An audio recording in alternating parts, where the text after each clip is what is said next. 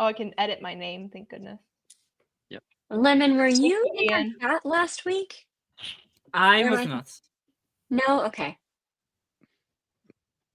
Oh, I was Lemon. in the live chat, so maybe that's why you thought I was just watching. I actually forgot to give Lemon the roles, so Lemon could have been in the chat for a lot longer, but I just forgot.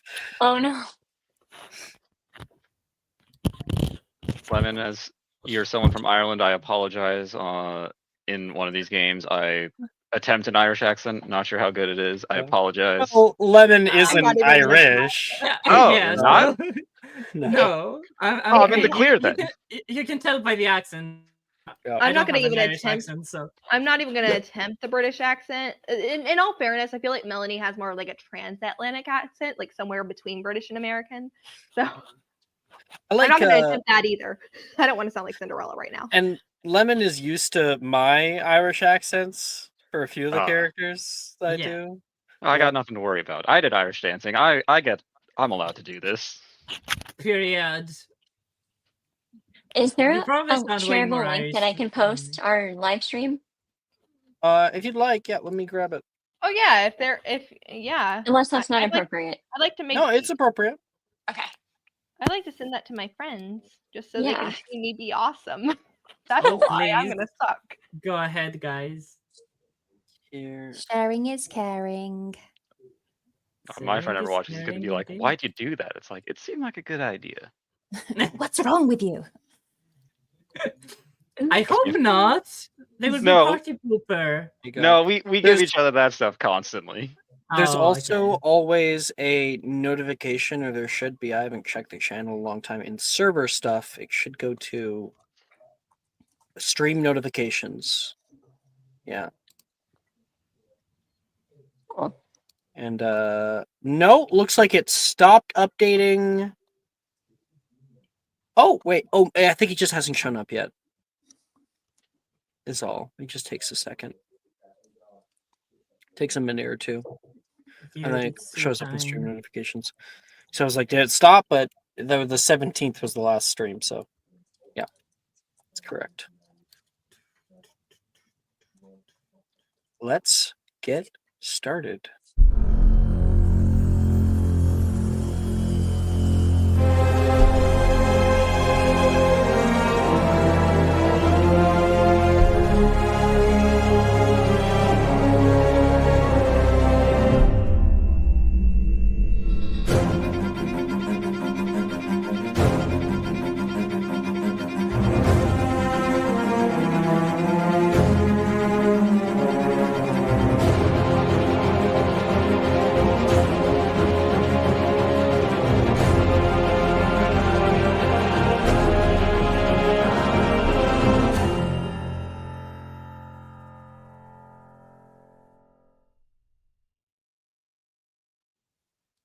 Hello, and welcome everybody for Magic and Mysterium for Wednesday mornings. We are on our second episode, but technically you might notice it says session 1+.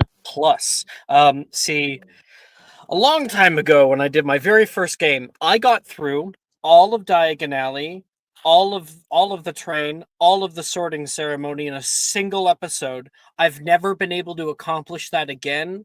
I don't know what I was doing, but I must have been rushing. And so technically in my notes, it's only one episode. You might notice that we still use session 1. We use that because it tells us where we are in the story. You might see that there is a campaign timeline, and it'll, by following it, you'll be able to see where you actually are. Yeah, If that's someone just my little hears thing. the Toy Story song, it's because my mom's in the kitchen, and Sure. that's her ringtone. Sorry. Well, I think you should be Sorry, good. I Sarah. turned on reduce mic background noise for you, so Thank I you. think those little things should go away just fine. Thank you. I'm technologically challenged. Like so many, I know. Well, last time on Magic and Mysterium, we did Diagon Alley. We started off with a bit of a group. The Professor Milne, the Muggle Studies teacher, took a lot of the students who didn't have wizard guardians present and took them to get their school supplies and different crazy antics went around.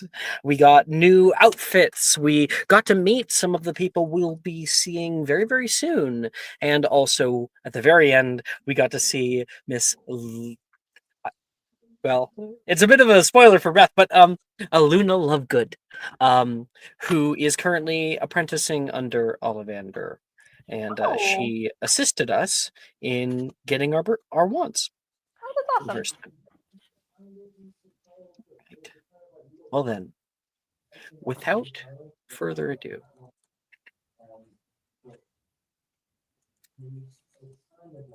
the air around you is thick with the sound of a grand chorus as you step onto the bustling platform of King's Cross Station. The scent of steam and the faint tang of coal fill your nostrils. An unfamiliar blend that signals the start of your first year at Hogwarts. To your left, the Hogwarts Express. It stands tall and regal, scarlet paint gleaming under the station lights. The train's whistle pierces the air, a clear, sharp note that echoes off the high ceiling of the station. Departing for Hogsmeade Station, 5 minutes! The train worker dressed in blue yells from the engine.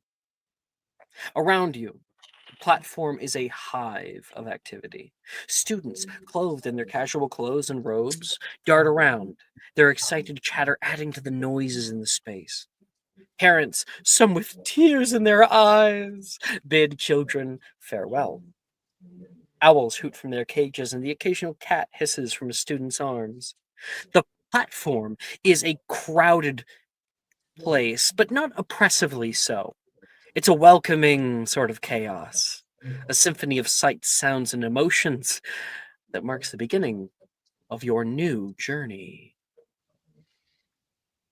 Roderick. Here? Sorry, I was trying to unmute myself. Yes. Roderick. With a deep breath, you hoist your luggage and step onto the Hogwarts Express. The narrow hallway of the train greets you, stuck behind a long line of students trying to do the same as you. It's a tight squeeze that's made even more challenging by the students bustling about. The sight of worn leather and polished wood adorns the interiors. And as you push through the hallway, you pass compartment after compartment, each one filled with young witches and wizards. Some are already deep in conversation. Their voices a low buzz in the background as you walk past and think about your mother, I believe. I'm not off there. Yes. You have a mother. Yes. Yes. When you were just getting onto the station. You'll do us proud, I hope. You do know it, Mother. I've been preparing for this. Oh, I'm sorry. I'm on nerves today. It's okay. I understand. It's a big day, but worry not. Believe it? I'm actually going... We're going to be apart. For the first time in 12 years. Sorry. It's okay. I don't mean to cry. Mother. Calm yourself down, Mother. I'll be fine. Right. You have a duty to do. And my little boy will be the one to accomplish it. Indeed. She says, and looks, kind of holds herself quite tall, almost like some kind of officer, in a war, looking down upon you with great expectation. She's never the type to give a hug. Are you? Not you. No. You give her a little sort of bow and turn around, trying to hold your head up high, looking all around you. Mom, stop fussing with my hair. I'm fine. You hear a familiar voice nearby. Oh. You try not to interact right now. I think that, you got to prove yourself first. But you see Gemma Drayton. Ugh, the Draytons are here. And if the Draytons are here, that means not far along there should be, yep, Yaxley. Wait for what's coming. I hear that the train runs for 8 hours.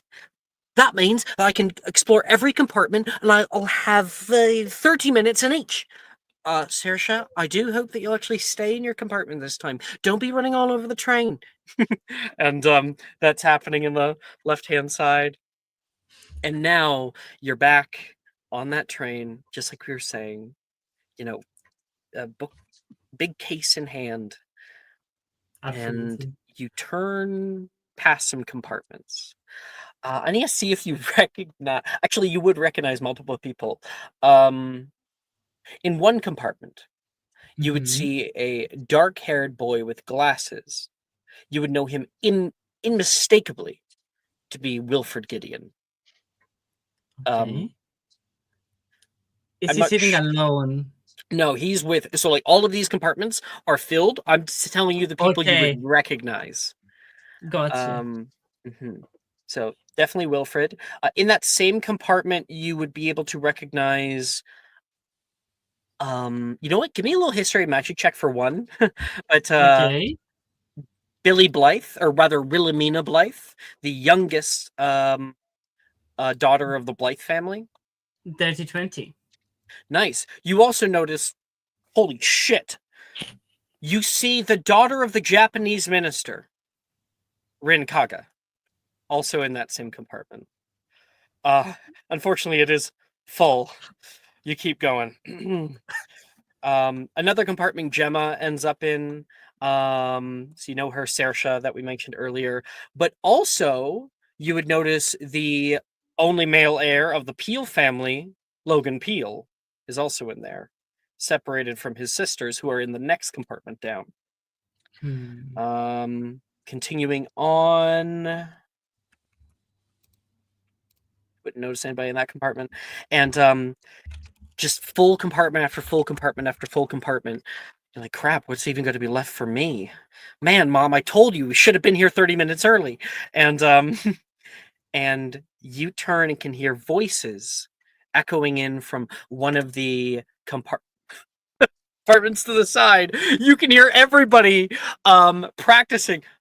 Pa, pa. Not Beth, though. Oh, dang. Yeah, sorry. We'll teach you that soon. Okay. And you can hear Jay and Sylvie making some comments about it. Jay?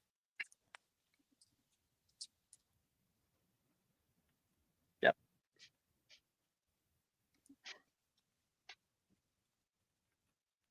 We can't hear you. Sorry, yeah, you're not... my mic was Oh, having you got issues.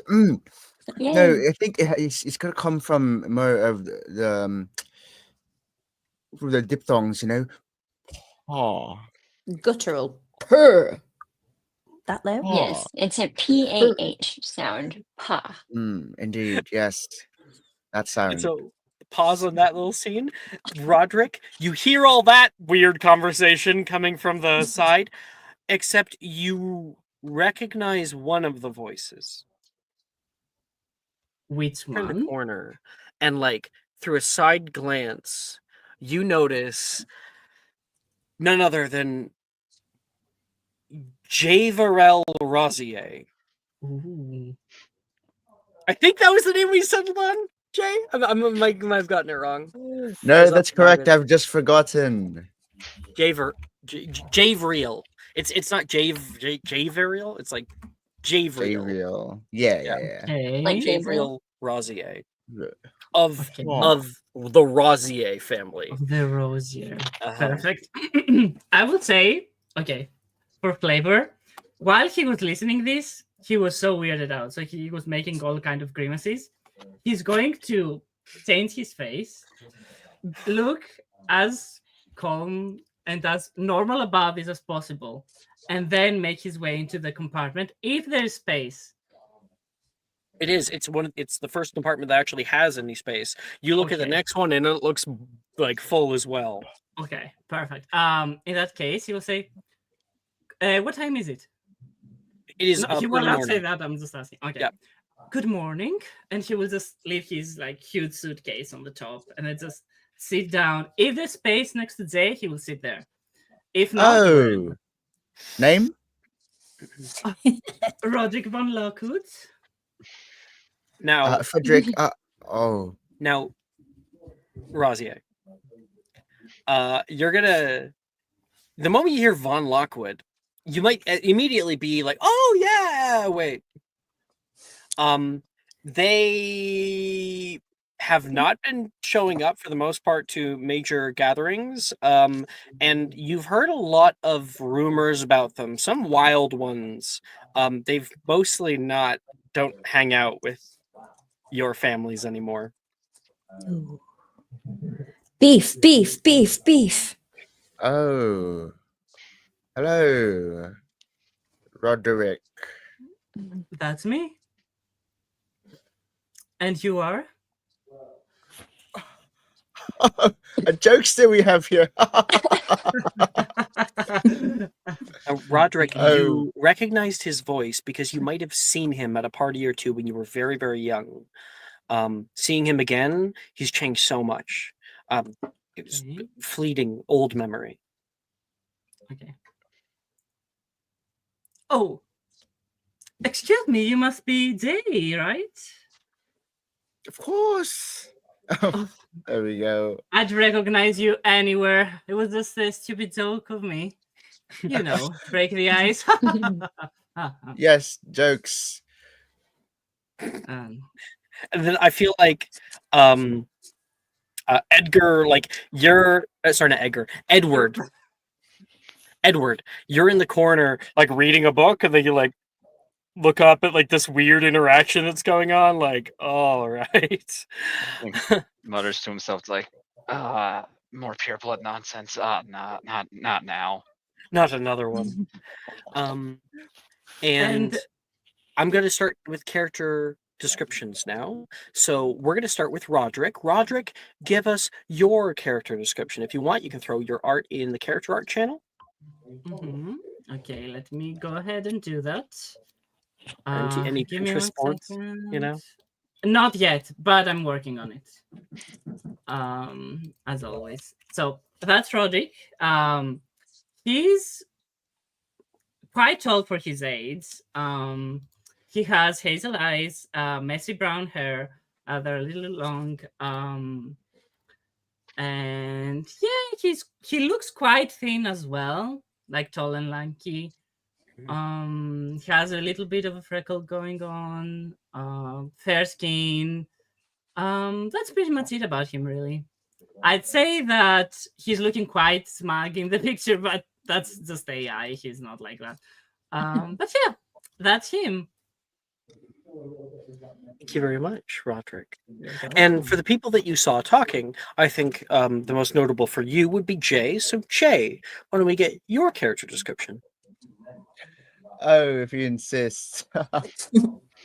Jay has this sort of like black to slithering green to this little hint of purple at the edges of the tips of his hair.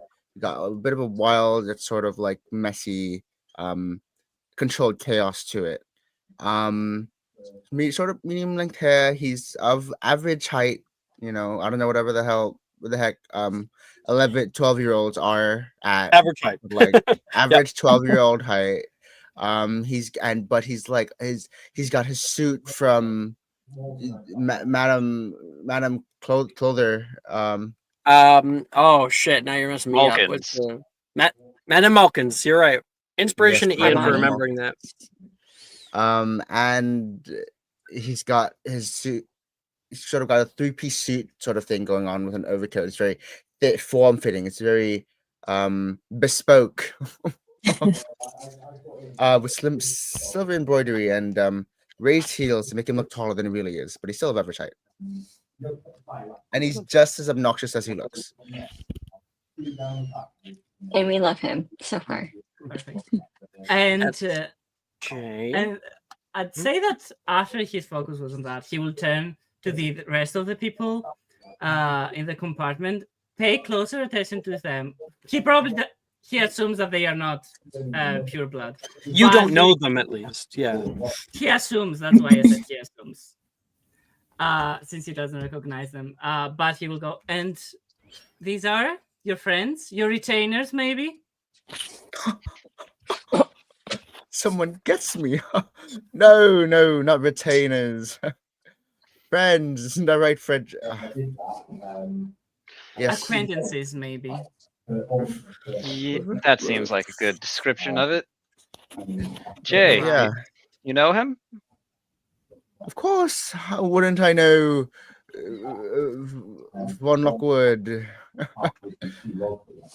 You remember me, right? Like, we used to be the best of friends at those gatherings. No, of Make a course, how would- deception how could check, I- Roderick. How could I not remember? And honestly, Jay, I'm not going to have you make an insight check or a history of magic check, whichever one is lower. Okay, they're still both proficient, but insight is lower. Okay. One side. I rolled 8, and he rolled 18, no. so... So, like, you've had people do this with you before, establish a rapport, like you know each other. For the most part, Jay, you know that it's flattering, or at least it should be, that somebody wants to be close to you that much. So, of course. I'll let this one pass. No, of course I remember. Oh, it's been such a long time, Cap. Yeah, Roderick. Anyway, I actually have to study before we get to school. So I will be very quiet in my corner. Lemon has to go for a minute or two. We'll see him back later. Bye, Lemon. Okay. And let's get character description. Oh, but Lemon. Well, Beth is still here, so she should get one. Let's get some character descriptions from the rest of you. We'll start with Sylvie. Hola. Did I send you my character? I did, didn't I? Should I resend it? Session, I think you should have. No. You got it. I got it right here. Woohoo! This is me. Hey. This is Sylvie. She is, I'm guessing, average 11-year-old height, whatever that would be. She has a little bit of a messy look to her because she's Someone so get busy. her a comb. Yes, I got a comb. So she has messy hair because she's more focused on being in the present moment. She loves making friends with people, but she's not really sure if people like her. She has, I guess, small features, but very big eyes, which you either drawn into them in a romantic way or a mysterious, is something bad going to happen to me type of way. Like a dark omen, yeah. That's it. You don't really know. And she's a little bit aloof, but then she has a slight potential evil streak to her. But no one's really sure whether she's just been a bit ditzy or a little bit evil. Astra, let's get you.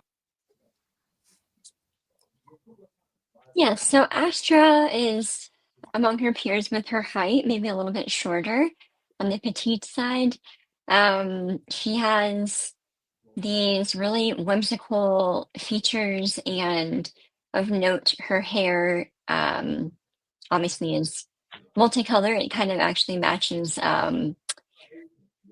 Jay's, or I'm not sure how we're saying your name, but I picked up on that today. I was like, huh, he's definitely copying my hair. But it's okay. He's I'll let it copying slide. me. He's copying me. Yes. Well, one of us has to change. Not me. My hair's way too long. So I don't know how you're going to sort that out. That's rich people's stuff. Avada-kedavra. So. Mine's Oh, magical. Her eyes are really prismatic, and they change based on situations that are going on or how she's feeling. So she's kind of been protected because of that a little bit. Yeah, she kind of Just how carries you look. herself Just with. how you look. Oh, okay. Sorry. Well, now you're just how you going look, over and then my also like carrying yourself. Yeah, that's cool too. Yeah, I was just gonna say she's got an air of like whimsical aloofness, but also is very curious and knows more than she lets on. All right. And then lastly, we got, well, second last, we got Edward. All right. Edward Hawthorne. He's got well done black hair. He's probably wearing like sweater and This is like from Pinterest, right? yep. Something like, Is this a real person or is this I AI? think it is. I can't tell, honestly. I picked whatever was like that looks good enough. I'd say he's a little shorter than the average 12-year-old. Just a little bit shorter. Reading a book right now, looking up at the conversation, and at first you might think he's looking a little bored, but then you can tell like, oh, he's got some mischief behind his eyes. He's thinking of something. You might see a little smile run across his face after he hears Roderick and Jay start talking, something like, and then a little bit of a head shake, like, not again. I'm probably looking a little tired because he's not the strongest guy, so getting his luggage up to the compartment was probably a test of like he fell down more than once getting it up there. Let's just say that. So that's everybody in the compartment, and we're going to continue with this scene in just a moment. But we do still have another because the Hogwarts Express sends off a high-pitched note into the air, and it departs. Melanie, just a minute prior to that, you're out still on the station itself. You can see you're like walking through the crowd. You've got your like bunch of luggage through here, trying to find out where you are. You're a little right. You froze for me for a minute, so I'm sorry. a little what? You're a little late. Not a problem, right? And you have with you. Oh dear, he's frozen for me again. I'm getting it again. Yeah, me too. Sorry about that. Let me. You're back. Yay. I am back. I don't know if you're just standing still for effect when you speak. My headset is finally working. Yay! I use Starlink for Wi-Fi. Do we summon the tech gods right now? Should we do it together? Everyone, I'm checking my satellites here if they're Megabytes, megabits. There's no obstructions, so should be fine. I think it was just a little bit. Sorry about that. Where was I? I have a little. You have a little something with you. It keeps trying to peek out of your call, but like a sleeve or a pocket or something, trying to get a good look, and you got to push it down. What do we see peering out and where? Okay, so it's this little tiny, if you know, like, and we discussed this last night, if you know a stone talus from Breath of the Wild, it's a little, it's like a little stone goblin thing. And it's got these two little eyes, but it's not got a mouth, it doesn't have a nose. Oh, there's no eyes. There can be divots. There's like little divots. No eyes. Yeah. And it has like this mossy feel, like mossy like top to it, and then it's cracked open just a little bit to see almost like a lighter. There's some loud noise, I think, behind you. It's not on my side. I'm hearing it too. Is it somebody else? No, okay, not Edward. No, it's definitely you. Is it? Yep. Huh. It looks like I'm it's not hearing it anymore because I was hearing it through my earbuds, so I have no idea. Or somebody muted. Anyway, sorry. Interesting. I just wasn't able to hear you. But please continue. So it's got like this mossy, almost like film to it, not film, but mossy coat to it on the top, and on the side in the middle, it's got this little almost like a V-shaped crack where in the inside you can see like a little bit of a glimmer, but it's not super noticeable.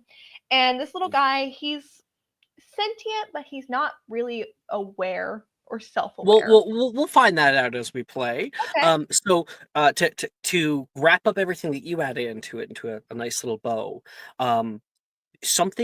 your bag that's on your side is a little overfilled, and as you're trying to get onto the train and get your luggage up, thank you very much, you're throwing it up, we can see a little punch from the outside, like something's trying to get out. You briefly unzip the bag and look down and try to talk some sense into it, and we see these stones begin to rise up out of the bag itself, and there's a huge like stone about this big that is sitting inside of there. The thing's like reaching up and trying to get out.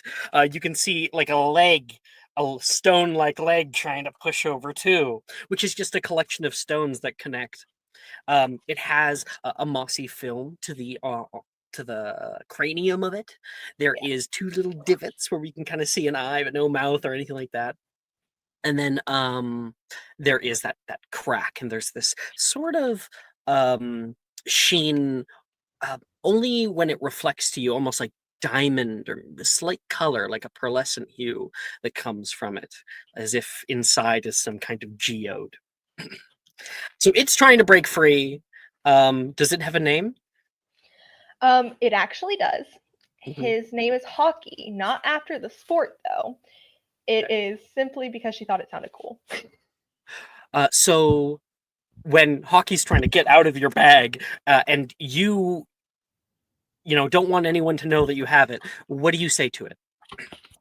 Hush now. You're fine. We can get some air in a minute. She says as if it needs air. So now I would like you to make me a magical creatures check. You can do so from the website. Oh, I can? I need to open up the website, crap. If you recall, we bookmarked it. Oh yeah, we did. It's in here. So we went over this yesterday when we did character creation. If you don't have edit mode on, you can go down to the skills and just click on the skill and roll it. I was looking for that earlier whenever I was trying to copy some things onto paper. I think it got deleted from our private thing because I've not seen like our thing that I was supposed to bookmark because I haven't been able to bookmark it on this computer. I haven't seen it in our private chat. It shouldn't be in our private chat. Okay, so when you do /website, it gives you a temporary link. Oh, right. Okay. And then you bookmark it on your browser. Yes. Okay. Sorry. I am interesting. Okay. There we go. All right. But if you do /website, you'll be able to access it. Yeah, I'm in here. I'm in here now. Cool. Okay. Magical creatures. Click to roll. Magical creatures. Give me just a sec. Click to roll, you say. Roll it. All right. I don't know. Did it come in on Discord? 12. Yep. Okay. So it gets into the rolling category in Discord. So you got 12, and so you go, we'll get some air in a minute, and then he doesn't stop. He just keeps going. He is, or they, or whatever you want to use for them, are stubborn like a rock. So you just sort of like push him back in there and zip it closed, but he's gonna still keep pushing against the sides. I think it was just Lemon.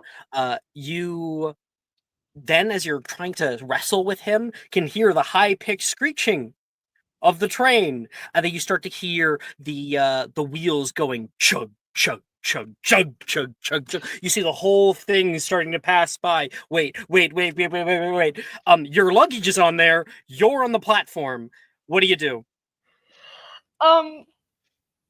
So what can you do in this situation besides run after it and try and get someone's attention? Sometimes players surprise me. You can do the obvious thing. That's me talking as Melanie, anyways. I mean, it's not her. It's not her first choice. She would probably rather, not have missed the train. Yep. But what else can she do besides try to run alongside it and say, "Hey," just yell and wave her hands like, "Wait up, hold up." And she's probably speaking in this weird mix of like British and American English slang type thing, and she's mixing it up together, so it's basically incomprehensible. You're yelling out for people on the train, trying to run. Make me an athletics check. Oh, I don't have to go to Discord for that. I forgot. Chris is like, I'm so thankful that's not me making that check. Roll it. Well, that's unfortunate. What'd you get? Oh, you got a 3. So I don't always have it open, so if you could always announce the roll for me, yeah, that I helps. got a 3. It does show up on the website for you. Yeah, it does. Yeah, with a 3. You're like, come on! Stop! You're trying to get people's attention. You're whirling through the crowd, and all of you guys, Astra, Sylvie, Jay, Edward, you guys are in your compartment getting to know this new person, and you can hear it muffled from through the window. Jay, you look over the window, and there's some kind of peasant girl running out after the train right now.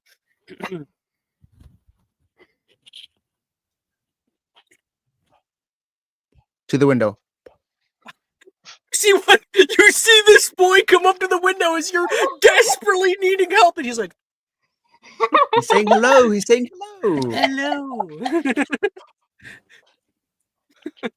Hello. Jay, what do you see out there? Oh, it's just someone running after the train. Hello. Oh. Wait, what? Oh. What? Is anyone gonna try and stop this guy? Edward then pops to the window, looking down, and Melanie, she's like losing track. She's running out after it. Is it possible to have her try to almost like not necessarily succeed, but try to grip onto the side of the train? Yeah, it's not going well. It's the first scene in the 2001 Spider-Man movie where he's running out after the bus. Yeah. Yeah. So Sylvie, Astra, Edward, you guys press yourselves against the glass and can see her on the other side running. Oh, look, that girl is getting smaller and smaller and smaller. Does this mean goodbye as well? So, Jay, I'm going to teach you a new sign, and that's who's that? It's a good. Who's that? Who's that? You asked that question a lot with names. That's what you see me mouth out the window. Oh boy. Edward, no one's doing anything. They're all too enamored by the situation. Edward will make it to the door of the compartment, throw it on, and be like, conductor, manager, anyone? There's someone who's missing the train. They're running right alongside it. And like, you're there, up, please. Edward, you're there. Silence. They're all up in the engine. Crap. Is there a side door nearby? Yeah, so you're exiting out into the hallway. Do you want to run to try to save her? Yes. Okay. Can we cheer you on as you go? I think we need a grown up. They're not here right now. We're up. It's up to us. Let's go. Yeah. Okay. All right. Come on, adventure. Let's have fun. Shouldn't you know, Bree? Institutions always fail children. Don't I know it? Yep. That is a running theme. It's so funny. Sometimes, like, when things go really wrong in this game, people are like, out of character, we're all adults. We should probably tell an adult. But then I have to be like, it's not going to go well. Just want to tell you that right now. It never does. Nope. Usually it helps them. So, Edward, you start running down the hall as fast as you can. You can see people notice Edward. Go like, huh? They see him run. You guys all pull out the out into the hall, like looking at him running. Like, go, Edward! You guys are cheering along. Why are they not helping me? What? Do they see me? I'm not athletic. You have to ask us. He's so athletic. Inspiration to Edward and Jay. Just gonna give the. I already have inspiration. I already have it. So Edward, you get to that like outside door, like in between the train cars, and you open up, and you can hear the grinding of the tracks. You can hear the people going bye bye to the passing cars, and then you get to the edge and can see her running. She's just starting to pass you now. Grab my hand. Melanie will probably this is a very Scamander thing of her. She's going to leap as high as she can, basically to like a long jump, and try and grab onto his hand. Wow, that's lethal. Anyway, we're gonna ignore that for a second. Edward's talking. She's Weird. throwing into it. You can see the wall of the station, like the outer wall, coming closer and closer to you because it's leaving the station. You leap, and I'm going to have Melanie make an acrobatics check. Okay, doing that now. Coming in hot with the rolls today. You 4. have advantage. Oh, you Cool. do have advantage actually. That yeah. means you get to roll twice and take the higher result. So just roll again. Because Edward is 10. offering the help action. That's better. That's How better much? than 4. 10. 10 is average. Oh, So nice. instead of making a beautiful, graceful leap through the air and then like being caught by Edward and pulled in, no, what happens is, Edward, you're like, grab my hand. She leaps at you, grabbing your whole torso, and the two of you guys go barreling to the ground and rolling into the train car. The door slams behind you. Both of you were on the ground. Well, thank you. Oh, Why didn't I think of getting on here late? That would have been cool. Hi. Cool. Who I are almost you? died. Well, Yeah. or missed school. Yeah, I that'd have hope been you didn't land on terrible. her rock friend. Question: did we The see rock any of friend them? We land haven't on- seen the rock yet. We haven't Okay, seen the rock. sorry. I was out of character. Sorry. I think we have seen it, Jay. I think we can be We see that. standing over them. Low clap. He's so Already athletic. there. Okay. And Melanie just kind of looks up and gives them like just a huh? And then she just kind of sits up, stands up, kind of looks down at Edward, and she's like, Ow. well, thanks. And then she is just kind of awkwardly standing there because she doesn't quite know what else to say. Extra, no one's helping Edward up. Everyone's just like so happy to see him accomplish this. What do you Jay do? thinks this is part of like the in-flight entertainment. Bravo, bravo. Good He's show. here for that GoGo Wi-Fi. Stranger, what's your name and help me up, please? So Melanie will just kind of awkwardly kneel down and just grab him by the shoulders and help hoist him up rather than just offering her hand like a normal person. And and With she's just surprising strength, just boom. not necessarily with surprising strength. She just kind of hoists him up somehow. Listen, it probably everyone's takes a bit of struggle. She's not quite bulked up yet. Well, But it's not about that. You're short. she It's is. surprising. It's surprising to him. Oh yeah. And she just kind of gives him a once over, and she's like, "I'm Melanie," and then she doesn't bother asking for his name in return. This Let's is not get her your thing. character description. So Melanie is a girl. She obviously well, not obviously necessarily, but she is a girl. She's about 11, probably a little young for on the younger Oh, side of did 11. I not tell you? I don't think I did. We're starting at 12 years old. Oh, okay. Yeah, we just bumped it up a year because it's just more comfortable to role play later down the line. Okay, that's As adults. fair enough. So she's probably on the younger side of 12. And she's got this like curly, not bushy necessarily, but definitely got like some little curls and unruliness to it. It's like tawny hair, and she's got these like hazel green eyes, and she's pretty small, but she's not like a meek type of small. She carries herself very, very much like she is not sure what she's doing, but she knows she's gonna do it anyways.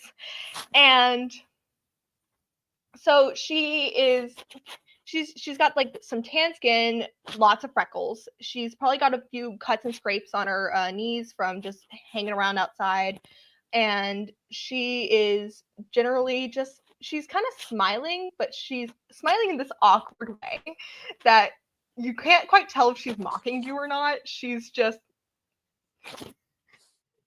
kind of doing her best, but not well enough. Melanie, can I have you quickly make me a performance check Yes. for what I'm about to say?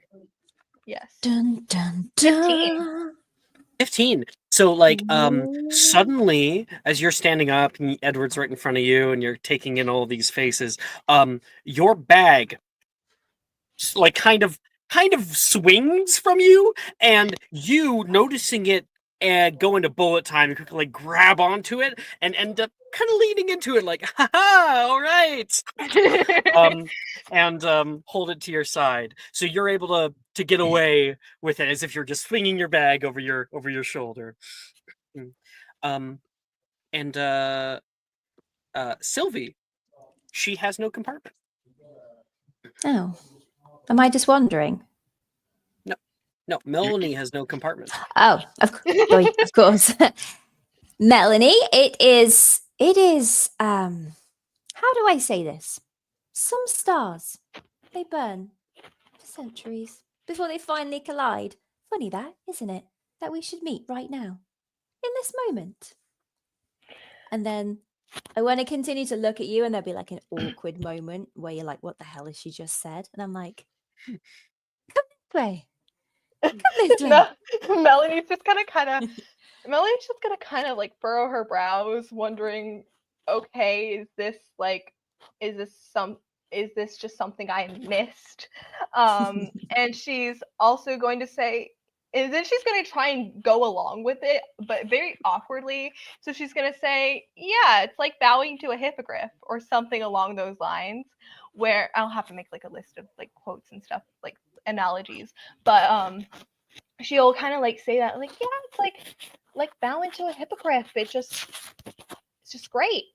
And she'll kind of look back at Edward, give him a little wave as if to say, like, hey, thanks again. And then just follow Sylvie because she doesn't know what else to do. Nice. I'm going to grab your hand, and I'm going to feel there's like some resistance, that you're not easily coming along with me. And I'm going to be saying something like, careful where you step, some shadows bite back. And then I'm going to pull you into my compartment, which I think is with Jay. Is that right? I'm sat next to Jay. With everyone. Okay. How many seats are free in our compartment? Is it literally just us guys? Obviously, Edward's kind of here, not there at the moment. Edward's still breathing heavy from his others. Like, I'll be there in a minute. I'll be there in a minute. He's holding his hand on the wall, like, quiet boy, we have a new person in our compartment. Jay's just been clapping like quietly so long. Just like, this show's so interactive.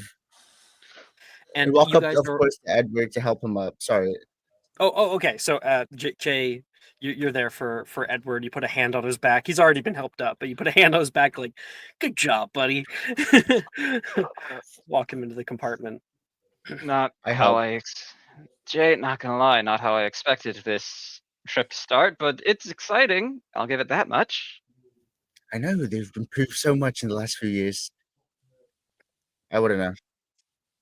You, funny enough, Jay, you probably take this train from time to time to go to Hogsmeade. So you've probably taken this. Oh. Yeah. If it's not Flu Network or something, yeah, you could have. I've never seen a show before. They're so interesting. And we're still going. Look, they're walking. They're walking to our... They come to us. Let's go. Melanie's just gonna kind of tilt her head and look behind her and be like, what show?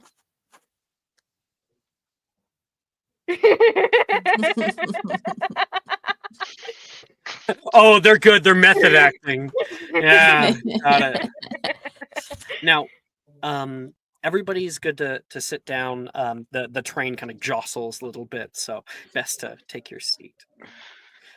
You guys all share a compartment together, and over the next little bit, we'll have introductions and whatnot coming up here, more role play. But I want to give you a bit of a idea of what's happening.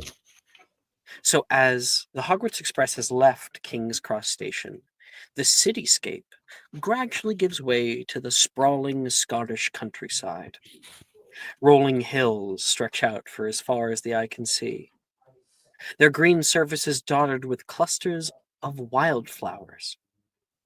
The sky above is a brilliant blue, with only a few wisps of cloud to mar its perfection.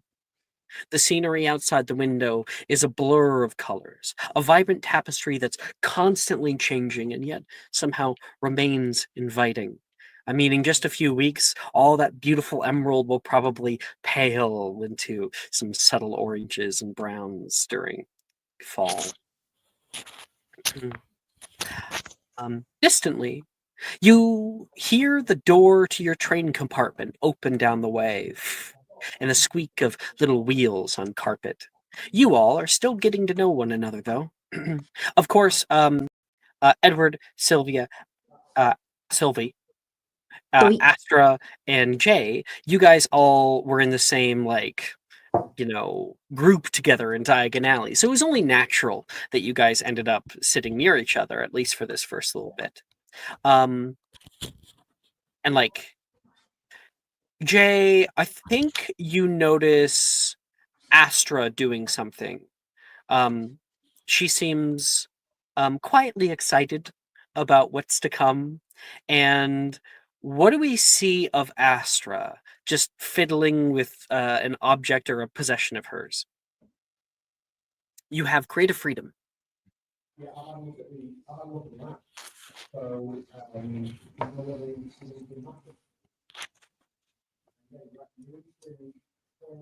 Bree, did you know I'm talking to you? Yeah, I thought you were asking Jay what he saw. No. I'm asking you what you're playing with that Jay's seeing. Gotcha. Okay, sorry. Still new to role playing and understanding.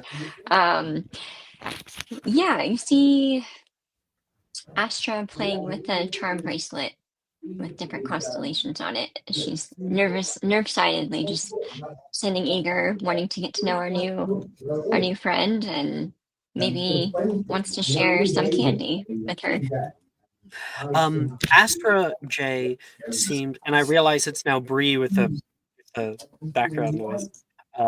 Because if I mute her, it stops. Wait, no, it didn't. Who is it? It must be you, Beth. I am by myself right now. There's no It's one Beth. else here. Wait. No, I can still hear it, Beth. We're gonna fix Sylvie? Danny! It was you. We What was found I the culprit. Wasn't guilty. I knew you vented. What did I do? I don't know. We're just hearing someone like wah, wah, wah, wah, wah in the Yeah. background. It's That's just my internal thoughts coming monologue. out again. Being too loud, Yeah. actually. Oh, did you? Last time this happened too, I think there was a switching of your mic. Do you remember last week? I think it's. Can't hear you anymore. Now we can't hear you. Okay. Can you still? No. Yeah, we can hear you now. I can hear you now. Okay. I'll keep myself muted until needed. Sure. I'll be I back. find a lot of people in the game do that. They'll like mute themselves and unmute. And then if you forget to unmute, everyone points and laughs at you. You know, it's just one of those things. Well, no, Simon, we So- tried it in this campaign. I promise. I am gonna need like lessons on how to do that. I'll in make the add-ons signers out of for a lot of you. When Jay sort of sees you fiddling with the stuff and he sees like the weird patterns on this bracelet, he goes, "Oh, are those? I've learned of this. Rejek reminded me of these before. Those are constellations, right? Oh, that's so spices." Yes. You're able to tell how anxious Astra seems right now. Like she's like really rearing to go, and you're like, "This is going to be an 8-hour train ride. All these people are way too pumped up right now. Bruh. You've got Just to settle it." mellow out. So that's so spices. He says, incorrectly, of course. What is that? Oh, this is a charm bracelet I got as a kid growing up. Do you know your sign? I'm an Aquarius. My sign, green. Okay. So maybe a Leo? Leos are vibrant. You give me Leo energy. You know, I'm is that Jay, a good thing? actually. Is that a good thing, being a Leo? There's no bad things. It's all just well, things. well, which one's the best one? Because that's clearly me. Well, Leos would think that they were, so But they all kind of think that they are. So. Well, I know, and so that's the big difference. But I guess I could see myself as a Leo. What are you? I'm an Aquarius. So, water. You can I'm swim? actually a Cancer above table, so I'm learning about Aquariuses. But I'm an Aries. All I know is like just go forward. So you know what? I can see Aries too. Maybe an Aries Leo. I'm still learning them. oh, you're Aquarius, and I'm a Leo. Hair flip. What about the rest of you? I'm obnoxious. I've heard that one before too. I've never heard of the constellation before. I think I am a Capricorn. I think. Ooh. Maybe. Capricorn. Capricorn females are cool. For sure. I would award Danny inspiration for that line, but she already has it. I think Melanie, she doesn't really. I feel like she's just kind of patting the bag on her side, which is stop moving for the most part. At least it appeared to, but she just kind of. Do you make the mistake of placing it in the overhead compartment? Yeah. Okay. I think she's dealt with this little guy long enough. Your lap. It's on your lap then. Yeah, and she's just kind of patting it gently and almost soothingly. Yeah. And she's kind of her gaze is just kind of wandering around, and she's not really realizing that she is included in the conversation if she is. She is, because people start looking at you, Melanie, and then you're like, wait, why is everyone looking at me? Do we see the rock? Or no? Or is this in her bag? You see a bag. You see a quite full bag Moving. that's sitting on her lap, and she's pouting. Okay. The longer you take, the more he does. He's trying to do the thing he just learned, but he doesn't know how to do it. And then Melanie just kind of looks around again, and she points at herself, and she's like, "You're talking to me." Should we not? And then she goes, Is it a pofar? A pofar? Oh my goodness. Faux pas. A pofon. That's the perfect thing to say that with. So she'll just kind of nod and be like, I think I'm a Libra. She's completely off with that, by the way. She's actually probably she's probably a Pisces. But she doesn't know.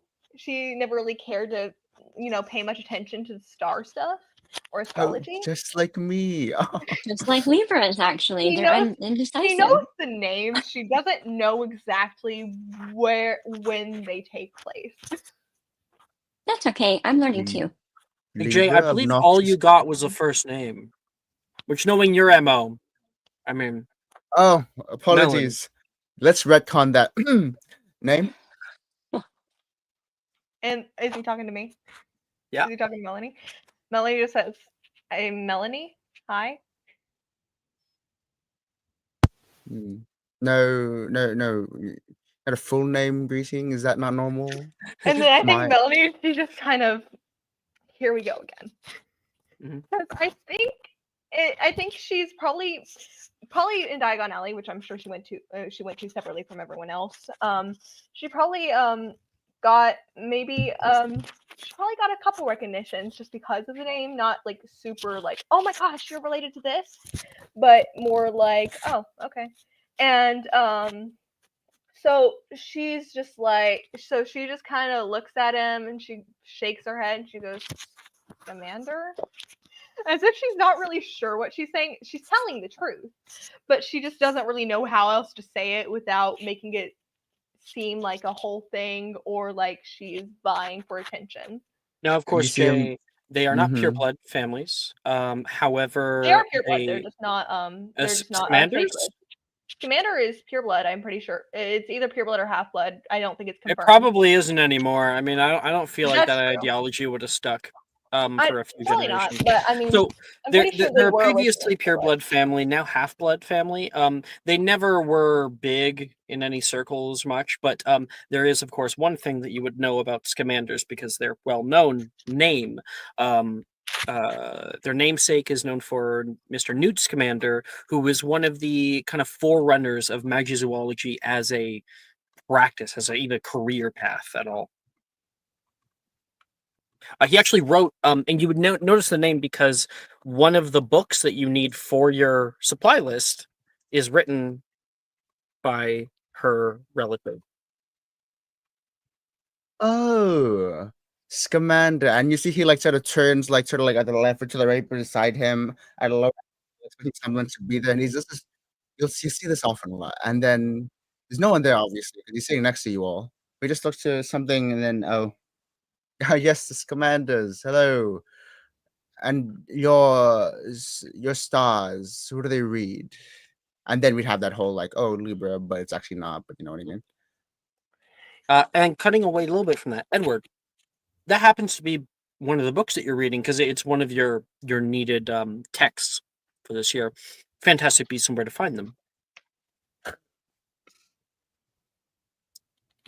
Wait. When you say Melanie, when you say Scamander, do you mean like points to type name on book like this one?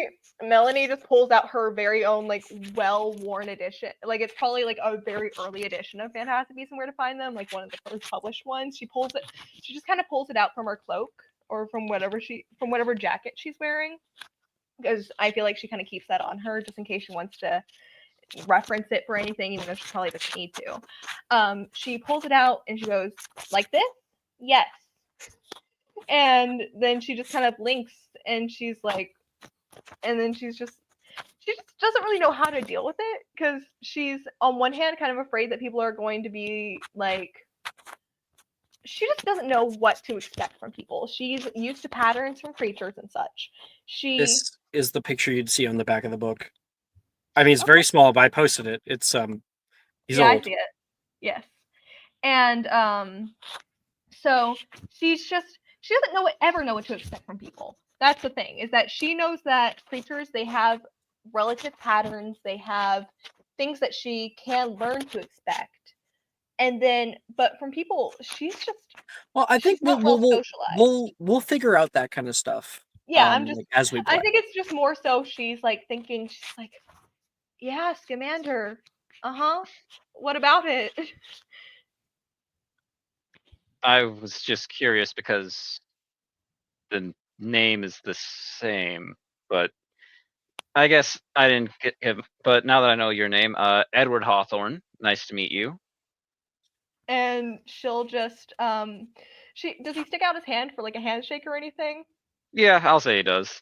Okay, then she just kind of like takes his hand and like takes it, but she doesn't shake it or anything. She just kind of holds it for a second and then retracts her hand, like she's almost mimicking something that she's seen before. And she'll just say, pleasure.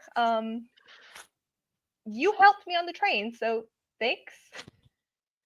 Yes. Did you just want to make a dramatic entrance, or was there something else?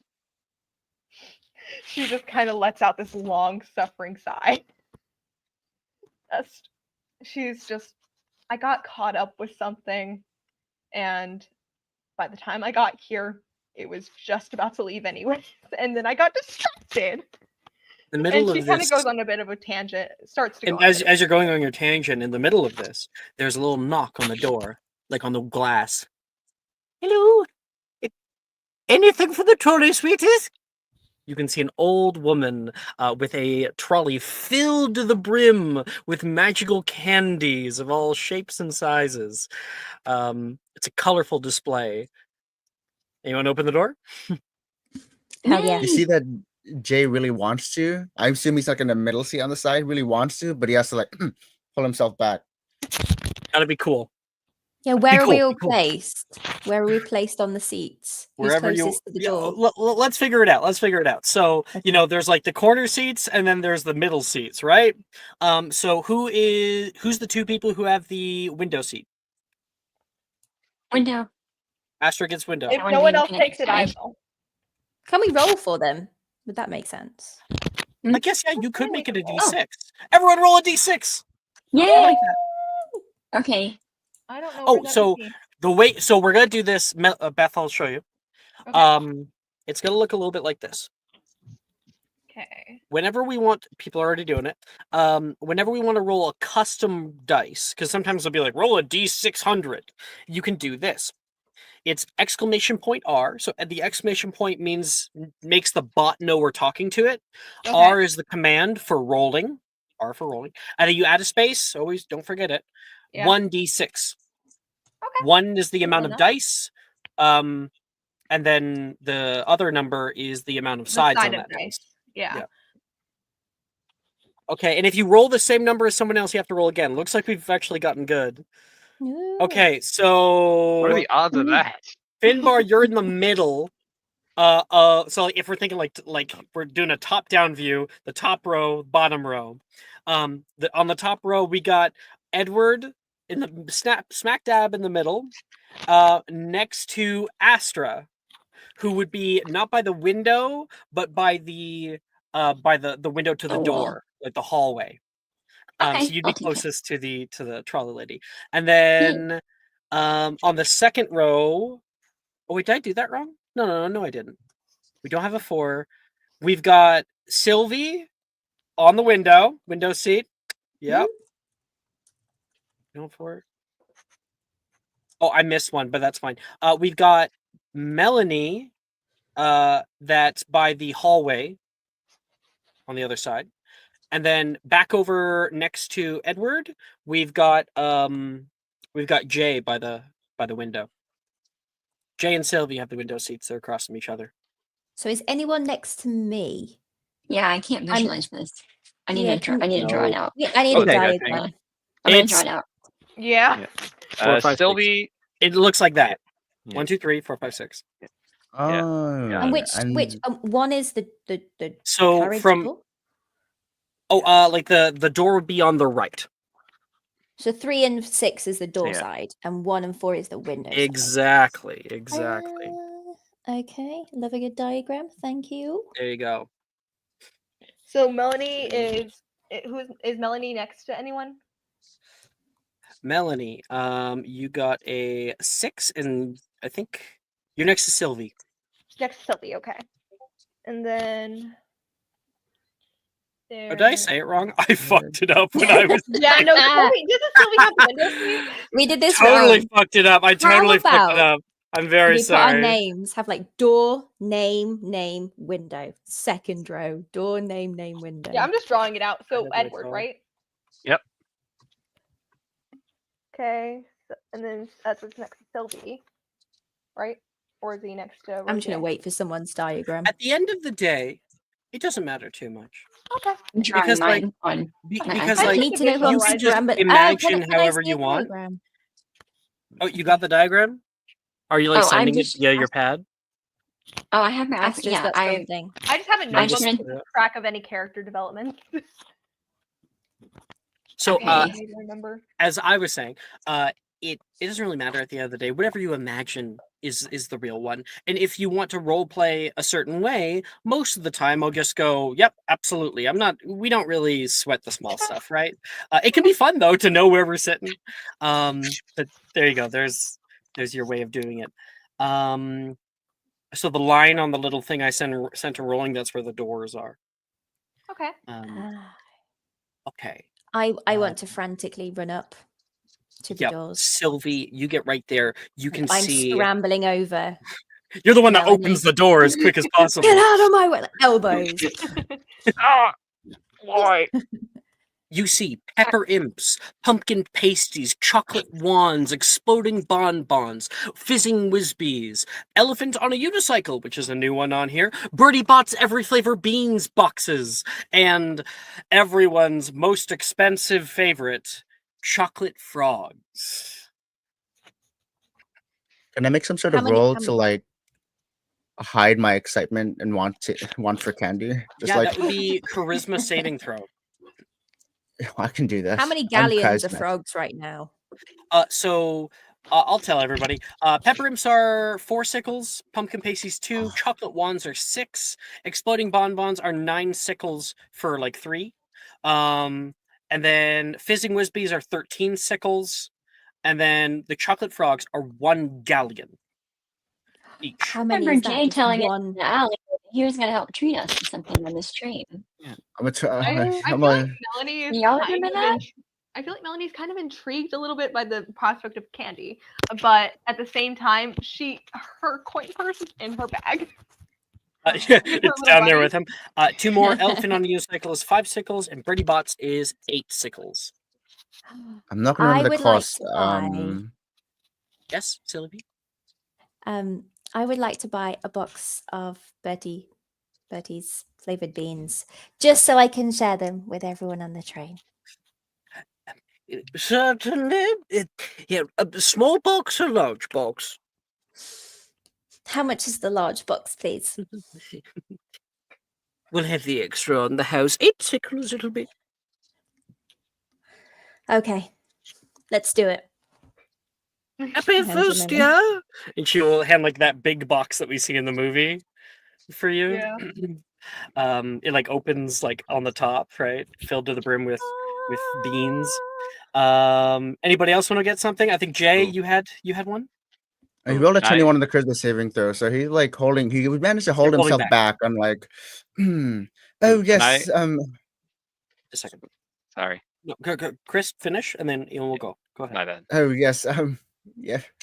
On the house, but this candy's surely beneath me. And he'll hand like 2 galleons to the lady and just be like, oh, keep the change.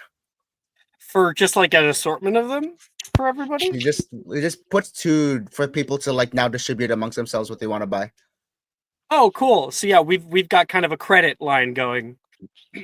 Yeah, I'll cover. So Sylvie, you get to keep your 8 sickles. I'm a little sad though. Oh wait, so I don't have the beans already. Okay, so I'm okay. Got you. We're just retconning a little bit. Okay. Just a teeny bit. So when you went to go pay, he came forward like, "Don't worry, I have the 2 gold," and you get to keep your stuff and you get the box. Sounds good. I'm gonna sit down. Ian was next. Ian. I was gonna try to be like, "Hey Jay, you should buy everyone everything because that's what friends do." But he beat me to it. Well, so he he's gonna be like, promised last episode that he would. He Alright. did. And I can't remember happy to. how. Ooh, What was the treat for? well, Jay, I guess since you're offering line of credit, I'll be a good friend and I'll throw some of mine in. We'll share the load. I'll put it in a galleon and I'll just be like, I'll take a chocolate wand and anything chewy you have. All right. He's going to send you Chewy. I imagine a licorice wand, right? Yeah, Or is chocolate it- wands and 2 pepper imps. Mm. So, Astra, did you want to get anything? Yes. I've been making this little graphic. So I would like some, let's see, what are they called? I'm drawing a blank. What they look like? No, the jelly beans. Birdie Birdie box. bots. Birdie bots. Yeah. Well, you could I'll share take with that. Sylvie if she has Oh. a box that you guys could Okay. munch on it. Can I get a chocolate frog then? It's a full galleon. Yes, you can Oh, never because mind. Jay has paid. No, it's fine. We already have 3 Okay. galleons in the pots. We can get chocolate frogs. So Oh, you're like, Okay, I I'll split guess mine I'll in get half a with someone. chocolate frog. Normally they're too expensive for you. Like you get them like a Yes. few times every As a year. So this is very special. Thank you. Melanie, you come over. There's still like 2.5 galleons in the pot right now. The thing is that Melanie, she doesn't quite know what to think of it because on one hand, it's like, well, that's nice, and on the other hand, that's nice. Too nice. Yeah, so she's a little bit suspicious, not because just because she doesn't know these people, so she doesn't understand why they'd like just throw in their money and be like, hey, whatever you want. Because I think she definitely doesn't. She's never really been a lot. I don't need to get into it. She's not been around a lot of kids her age, probably. Maybe. The old Probably woman later. who like does the trolley is like, Yeah. need a bit of time, sweetheart. And Melanie, she's really thinking about it for a minute because You're like lost in dang thought for a second. yeah, because dang it, she really, really, really wants a chocolate wand. At the same time, what is she gonna have to? Is she gonna have to like be in debt or something? She doesn't know how these people work, so she's Yeah. just gonna think about it for another good minute and then just kind of raise her hands up and be like, "I'm okay." Jay? Almost Can like I she's surrendering. insight that? Yeah, sure. Just because, like, I know it's hard for us to incite someone you've never really met and sort of just thinking, but just like, as someone who is holding back his own inhibitions to seem cool about Yeah, the steer it. chocolate, do I see someone Absolutely, else Jay. struggling? Do it up. Do it up. Okay. Insight checks That- aren't always about lying, they're also about vibes. They're about understanding a person without them explicitly saying things. Okay, and then I'm just gonna check one thing real quick. Yep, okay, so this would still apply. So let's see, we love skill floors. So that's actually that's an 11. So you can't quite be sure. I think with only an 11, you can see that Yeah. she does seem quite nervous being around new people, but everyone's nervous around you, hair flip. Actually, So, can I inspire this or is it too late? oh no, go right ahead. Let me finally use that inspiration for good. Yeah, let's use it. A 12. A 12. It's a little bit better. Yeah, I'm not sure that a 12 would change the outcome. Okay. So what I said. Are you not going to? Sorry. Then he takes that instead of she wants the chocolate but is scared to say anything, and more of like, oh, you're in my presence, and nervous as one should be, really. Oh, don't worry about it, Melanie. This is just the job of the purebloods. Noblesse oblige, I believe it's called. So help yourself.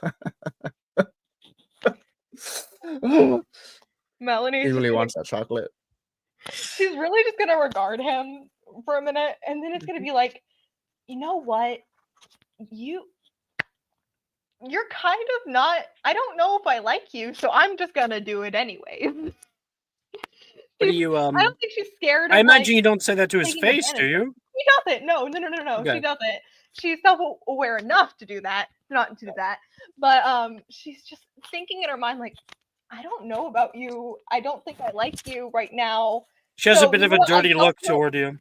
Yeah. So she's just like, you know what? Sure, I'll take it. And then she just points to the chocolate wand. She says, "That please." And All right. And she'll give it out and give Jay back his change, as he still has a little bit. Okay. Oh no. I can't count. Oh, then hey, if you're not gonna He use has a the rest of guy. it, you mind if we get some more stuff, Jay? Oh, of course.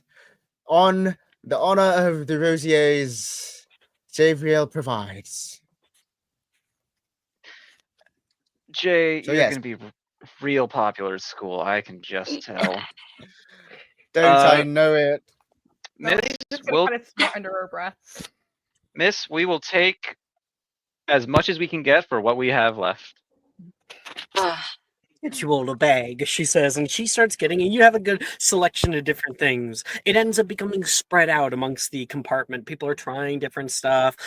Sylvie, you probably pop a Birdie Bots bean, right? Or do you just grab a handful? Like, how do you? No, I'm What are you- graceful. What I'm are you graceful. putting? You're putting in the. It's going your in pocket? my cloak. She's I'm stuffing. graceful. Yeah, I'm just making. You the run most up of to this get weekend. sorted, and then there's just like a rattling sound as all of them fall out. Yeah. You sound like gravel. Are we sure no one's eating rock candy? So, are you eating 1, 2, or 3? I want to be eating like 20, where I'm like, 20's a bit too much for what we're doing. I guarantee you. okay, So, maybe 5. Maybe 5. all right. I'm guessing they're like. You want to roll jelly 5? beans. Fine by me. Roll 5d6. 65. 5d65. Did I hear that right? Correct. Mm-hmm. All right. Okay. 2 moments. Exclamation point R 5 space 5d65. d65. Welcome back, my men. Crazy. 162. We've kind of finished our general introductions. Train's on its way. The trolley lady just came by, so out of character, if you want to have purchased anything, your call.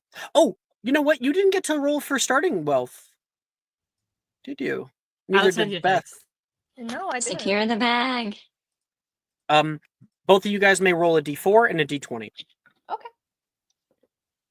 So, exclamation point. Hold on, I know this. Don't tell me. Exclamation point. R 1d4. Don't forget the space after R. Yeah. For some role playing, though, I'll say when the trolley comes, Roderick will look out of his book to his pockets momentarily and then ignore the trolley. Okay. So I rolled a 4 with the d4 and I rolled a 12 with the d20. Lovely. 4? Dang! You have 8 galleons! She's rich! 8 cow. galleons. Dang. So you have 8 galleons and the 12 you said on the d20? Yeah. Yeah, 12 circles. You've been saving up for like a year. Jeez. Okay. So if you want to buy chocolate frogs or something, you absolutely can. If you're talking to And Melanie, also- she can't reach her thing. Also, Roderick, I know you just came back, but when you were gone, Jay basically paid for our compartment's candy. So if you want something, go ahead and pick it out. It's on the Rosier's. I don't think Roderick would. You know, I feel like he'd be like, I don't want to take anything from. I don't want to seem lower than. Right? 100%. Just like me, just like me.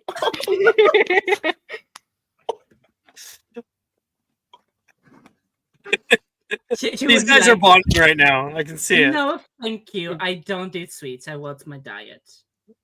I understand. It's below me as well. Do you hide the chocolate frog that you got? Or no, wait, what did you get? You got a wand, Rosier? He didn't get anything. Oh.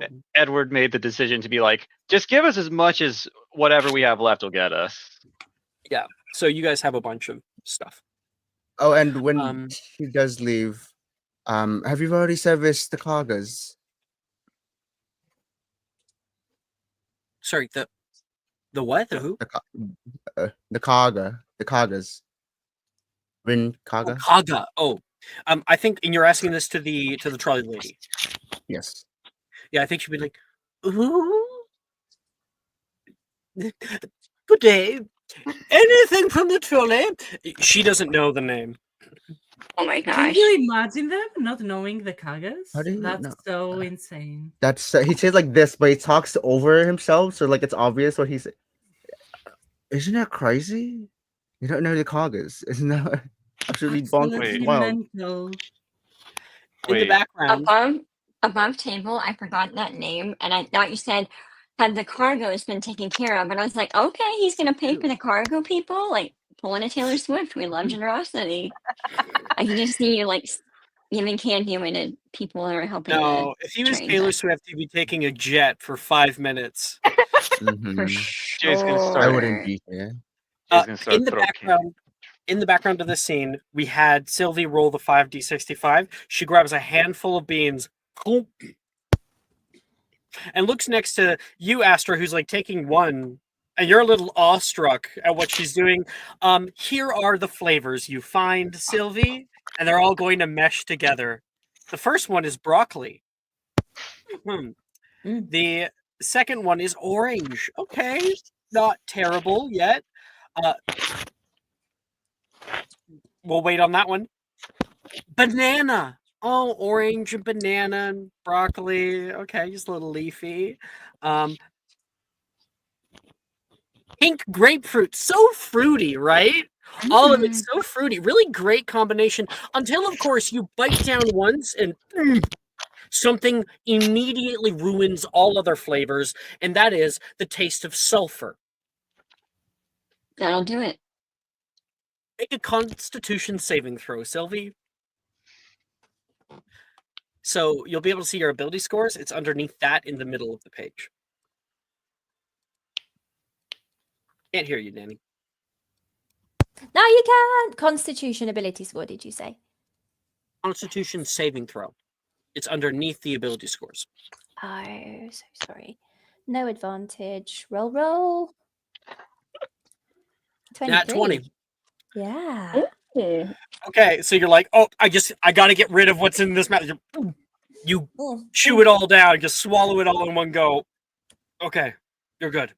Nice. To the Very outside, loud. to the outside, Sylvie has no real change on her face. It's like no big deal to anybody else how they view her.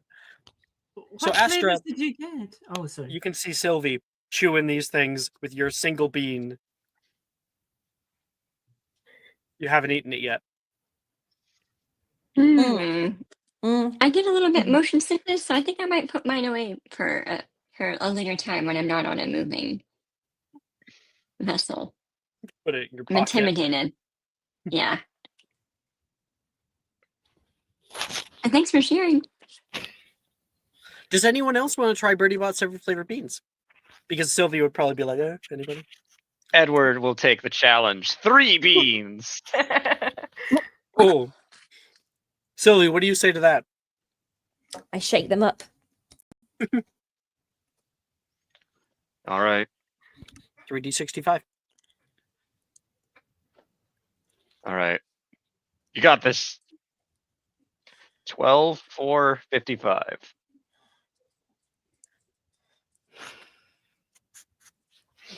I can tell by the facial expression. Gonna die. It was nice playing.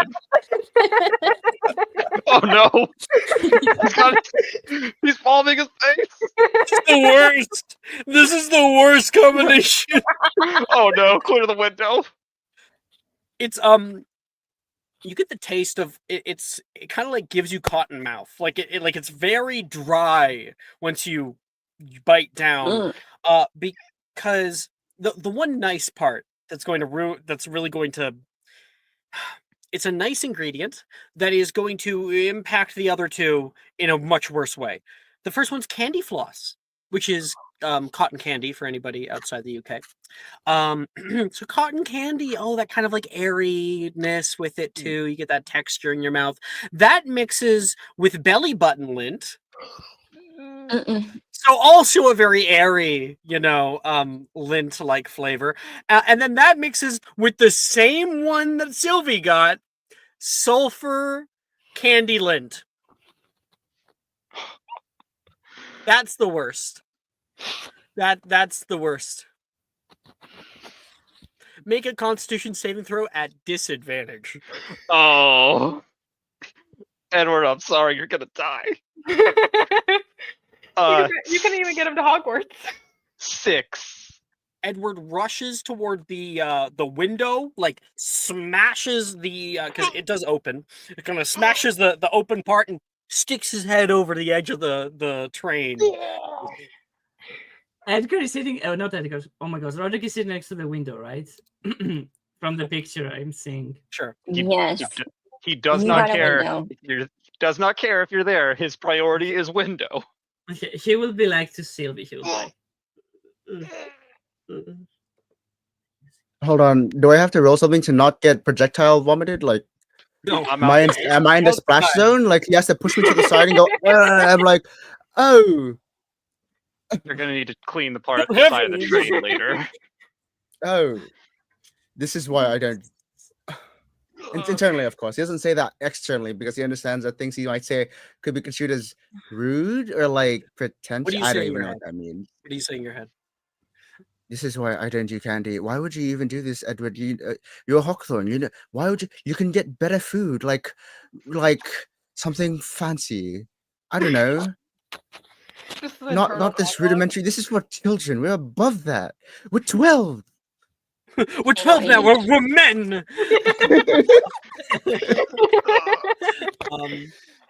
Who got a chocolate frog? I did. Astra got one. Anyone else? Just Astra. I want you to roll me 1d101. Ooh. Ooh. Okay. Some Exclamation point all R. cards can be traded in for cash, like you can sell them. If What do it's I roll? silver, you'll probably make your money back or a little bit more. If it's Ooh. gold, you can make quite a bank on. That's why it's so expensive. You can actually turn a profit. So what do I roll again? 1d101. 1d101. It's a good little ring to it. 1d101. Oh. Oh, okay. wait, you got. Oh, wait, no, I'm crazy. Wait, because Now I you have to said have it. because you said 101 again, I was like, you rolled a 101? No, okay. No. Never mind. The stars You have got not my aligned hopes. quite in my favor with that yet. What does the 72 get me? Oh, you'll find out. Astra, Oh, okay. like I said, you have these every now and again, so you know what they do. Why don't you go ahead and make me a sleight of hand check? Sleight of hand. All right. Let me. Is it a jumper? Oh no, I don't think I'm good with this one. Sleight of hand. Okay. And then roll it. Okay. Not terrible. 16, nice, yeah. So you open up the box like bit by bit. A few people look over at what you're doing, and then you open it up completely, and leaping out of the box on the top, this pentagonal box that you have, a chocolate frog leaps straight toward Roderick's face, and then out of the air, caught. Astra has a chocolate frog. Its little legs are like, let me go, Oh, let me go. Thank so you. cute. Oh, I can't imagine that thing being on my face. You have my thanks. Now, Astra, you know it's not Anytime. alive, but you can do what you would like. I'm just saying, out of character, they're not alive at all. In fact, they turn into regular chocolate the moment that they take any amount of damage. Right. Okay. Yeah. What do you Don't do? worry, with it? I'll save you from the chocolate, the big bad chocolate. You did. Thank you so much. Yes. It scared me so much. I'm just a Yeah. flimsy little Hogwarts student. With Yeah, a you've got phobia it of rough over frogs. there. Oh no, we've got I'm a joking. frog phobia. Oh, okay. I don't know. Okay. I'm just a damsel. Oh. Okay. The card that, because as you're like dealing with this, how do you eat it?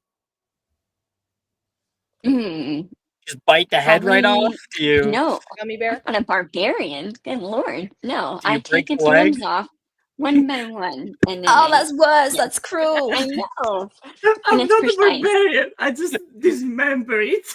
Well, don't you do that with gummy bears? Virtualize. Anybody else do that with gummy bears as a Bite kid? the head off, yeah. Well, you'd bite like the legs off first. You're like, now we can't walk, and then It's about savoring each smaller bite until you get to the bigger bite. exactly. So It they is watch solid. you eat their legs, right? They're watching you. Yeah, I'm just eating. Yeah. Well, Roderick is about to throw up like our fellow Edward, so they're both at the window trying not to hurl. Edward's still hanging out there. Just like, if I start It to would slip, be a someone little grab me. weird at first, because like as you're pulling off the leg, it would like fight you as if it was alive. But then the moment that you tear off the leg, the thing kind of becomes inanimate. So Cool. it's not as creepy to eat at that point. Thank you. Now Edward, she's picking these off and eating them. She's placed her box next to her, and you finish off cleaning your mouth.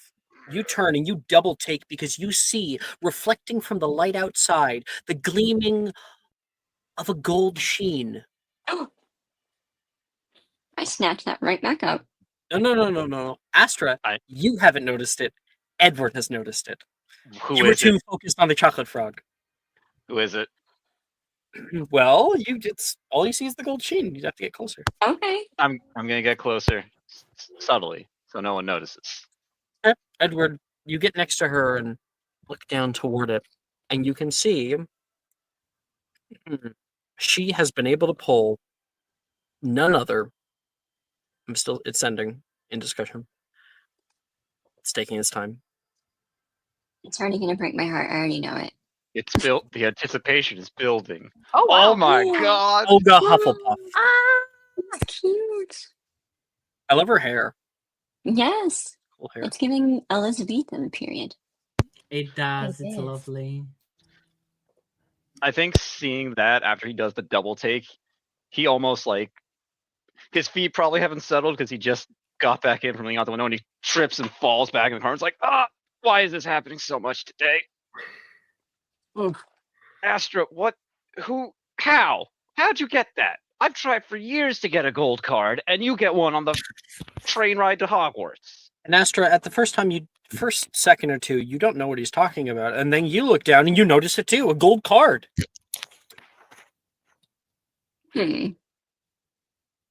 Yes, I only had a few chocolate frogs, but this is the first time I've ever even seen a golden card in person. I thought they were something of legend or myth. I get crushed by someone who's late for the train. I eat too many beans and throw up outside the window, and then I trip and fall when I see a gold card. Why is this trip like this? Is it gonna be like this every year? Don't forget, you've also met. He gestures towards everyone. Me. Melanie. Oh, sorry. Right. He How could I says as if forget? it's a good thing. It's an interesting thing. Well, since you didn't immediately snatch what I didn't realize I had, I will give you a percentage of whatever this yields me when we get somewhere. Yay. Something good Maybe for you me. can buy some mouthwash or something.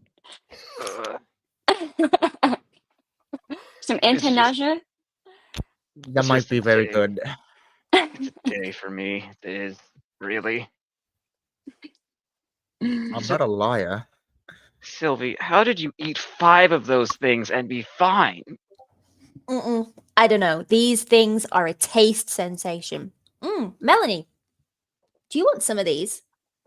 Melanie just takes one look towards it Back. and she considers it for a minute.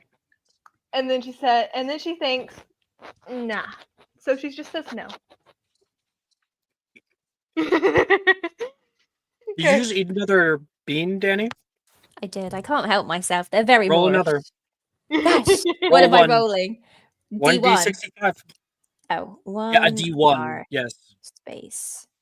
The impossible one-sided dice. I guess if it was a sphere, I guess a sphere would be a one-sided dice. Is it 1R space D65? No. Exclamation point R space 1d65. Space 1D65. There we go. 486. What'd you get? 46. Each. Peach. These are the best bucks I've ever had. Ever. And Melanie just kind of snorts under her breath. Tell that to Edward. I'm so happy for you, truly. If I could stand up and cheer, I would. But instead, you can't.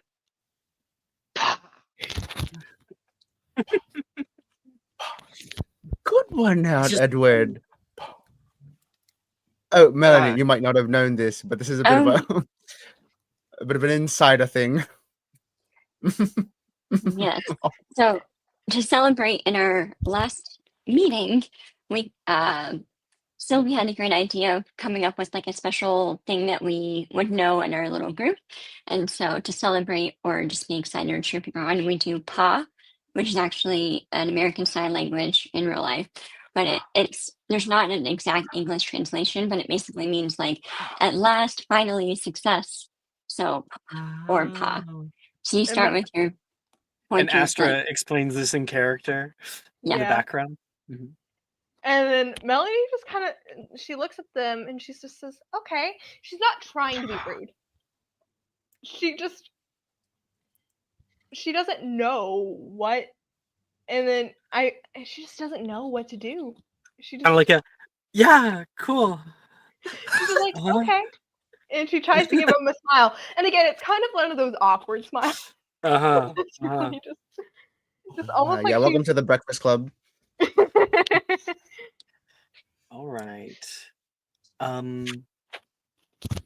Gradually, the bright day gives way to the soft hues of twilight. The sky darkens. The stars begin to twinkle in the vast expanse above. The countryside outside the window is now a silhouette, the details obscured by the encroaching night. The only light comes from the warm glow of your compartments, casting long shadows that dance and flicker with the movement of the train into the forests around you. And that's what you see, the train plunging into a vast forest. The trees looming large and imposing, their branches reaching out as if trying to touch the train. The sound of the train's wheels on the tracks is amplified, the rhythmic clacking, clacking, that's somehow soothing in its consistency. Then, with a screech of metal on metal, the train begins to slow. The forest outside the window becomes a blur of green and brown as the Hogwarts Express comes to a halt. A voice echoes through the train, clear and loud despite the residual noise of the slowing train. "We've arrived at Hogsmeade Station!" it announces, and a wave of excitement sweeps through the compartment. People get up from their compartments, grab their luggage from overhead, and head out to the steaming station. And Melanie, you were able to keep the little guy. He stopped moving eventually. He's kind of entered his dormant phase. I feel like he might go dormant during night. So he just That's fair. Yeah. Like noticed that there was no heat on him anymore, and he just went, okay, I'm gonna go to sleep now. He's solar powered. Yeah. Except he doesn't actually sleep. He just kind of enters like almost like an LP, enters meditation. Yeah. All of you stepping out into the cool night air, steam rolls down the tracks, and the flickering of lanterns dot the wooden railings. I have new music to send all of your way. Sending now.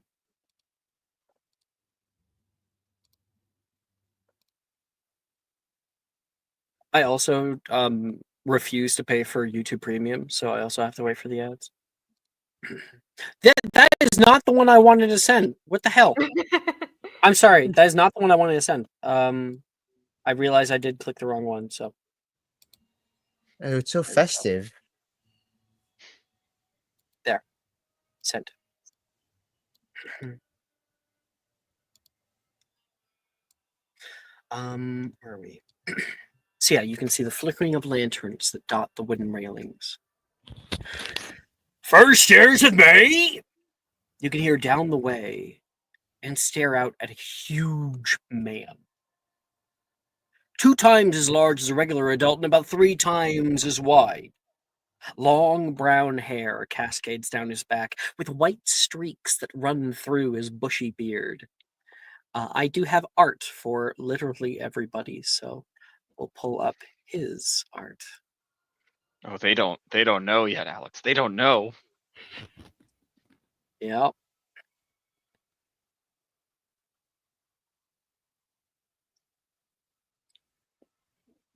I love Hello, Hagrid. I'm Professor Hagrid, and this here is Professor Flitwick. He gestures toward a tiny man beside him. I'll also show Flitwick. I can. Good evening. You all have to kind of look down to see this guy. He is quite smaller than yourselves, with a handlebar mustache and a 3-piece dress robe.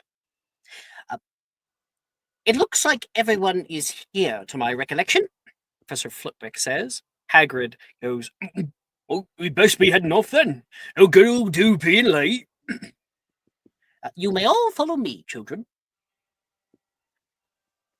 Leaving Hogsmeade Station behind, and you can see many other students heading up a completely different way.